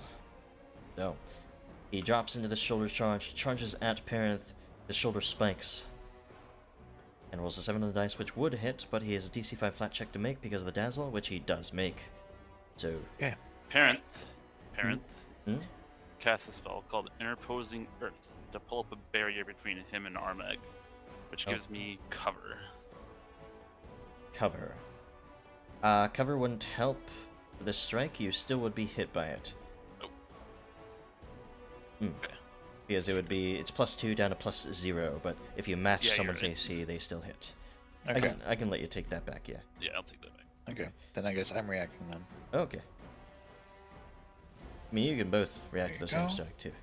Well, yeah, Armag but just doesn't I, attack me. mine has to be if he takes damage, and Yeah. if he was blocking the damage entirely, preventing it, then yeah, it wouldn't work. So, is he going up and stupefied again, or? I'm putting the Enfeeble 2 on him. Okay. So, a little bit more enfeebled as you call out for some sort of redemption to this bloody warlord. That's...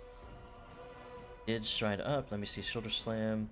He didn't critically hit you, so he doesn't get you prone, but he will still raise Ovriinbane high up to slam it down with map 5. 9 on the dice will be exactly a hit. Now I will use that ability. It would be a hit, if not for just at the last moment you bring up this barrier to cleave, sort of for him to cleave into, and you're able to deflect the strike. Damnable mages.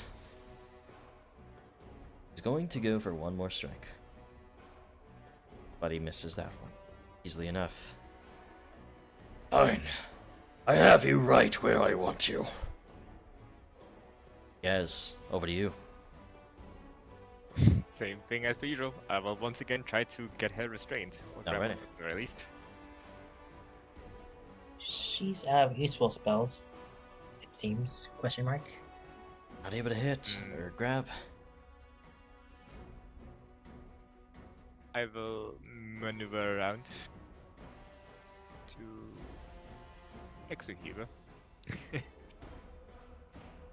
Guys, get out of the way if you can. Oh boy. 5 more feet. Is that good enough? Works. And I will heal Kiba with some battle medicine. Okay. Oh, love it.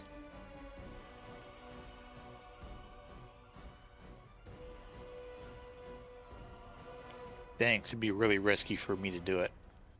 Critical. So, yeah. Take 3 damage for the risky surgery, but of course take 28 additional healing. What does the risky surgery do? Coming? Yeah, there's 3 damage on that.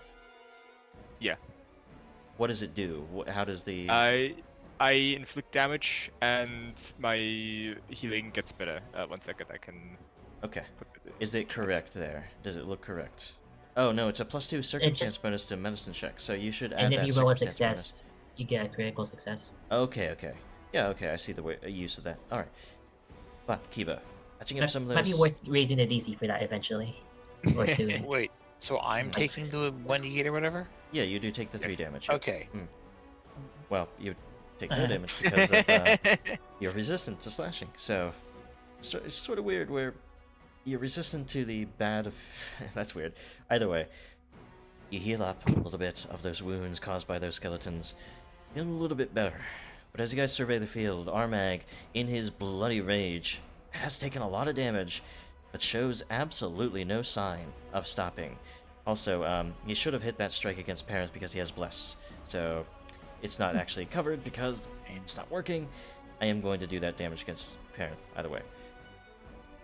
24. So Bless is a it's not- +1, right? Yes, but it's not. It didn't add to his roll at the time. It was a +0. It should have been +1, or it should have been. Oh wait, never mind. Yeah, he hit by I'm 0. missed by mm, 4. Yep. Okay. Yeah. So, I'm just it's hard to keep track of things when things don't work, and I go in circles in my head to figure Yeah. that out. So, Well, Yeah. that's where Yeah. annoying rules lawyer players come in. that's all right. I kind of feel bad for like so many of my feats being like, oh hey, here's something else for me to make the DM mess with. It's totally fine. I can You're do not a things to summoner. make it. I can do things to make it a little bit more automated. I just haven't had the wherewithal or time to do it. Either way, though, still very much better than rolling on Roll20 and doing absolutely nothing automated. So yeah, I'd hate that. Playing in real life. I mean, even in real life, it's a that's lot fun. easier to communicate with people, and like have inter table communication. Like if Yeah. you see how Critical Role plays, it's pretty slick. Even if it is D&D 5e, they're high level and there's a lot going on. it's still slick because they can have like small things like, oh hey, take 3 damage, while other people are doing their turn or deciding things or talking, you know. Meanwhile, in a voice chat, anyone talking, everyone can hear. Yeah, yeah. So there's differences. But that being said, those of you watching, thank you. Thank you very much for sticking with us for this. We'll be back with Armag's, well, perhaps demise. We'll have to see. Likely death. Otherwise, We could get wiped next session. we could. Or you could. We'll see. We'll have to see. So, I am frazzled over a long period of many different things happening over this week, so I'm going to end it there with one more thing. Kiba, stream. I sure do. I am Kiba. I am the player of Chris. The hold on. Other way around. I'm Chris, the player of Kiba. I stream here on Twitch on Tuesdays and Wednesdays, and I'm getting a little confused about my own identity. I do retro games and some indie and small dev games Tuesdays and Wednesdays, 6 o'clock Central. Come stop by sometime, it'll be fun. Oh, and I should say, I've been streaming solo on Thursdays, generally Thursdays, Thursday nights, about like 8, 9 p.m. CST, so like 30 minutes before the current time, as it is. And I'm playing a little Stardew Valley. I'm not sure how I'll continue that, if I will. I just need people to talk to in the chat, so that's helpful. And I can ramble on for the whole 2 hours, so if you like a chat stream, if you just like, you know, chatting with somebody as they stumble through farming and forgetting to do a lot of things. So I'm realizing maybe it's not the best game for a stream when that game requires a lot of memory, to do this or that, and like I'm so distracted by talking on the stream, but that's a skill in itself. So either way, thank you guys for watching. See you next time. Good night, everybody. See ya. Bye. Bye. Have a good night.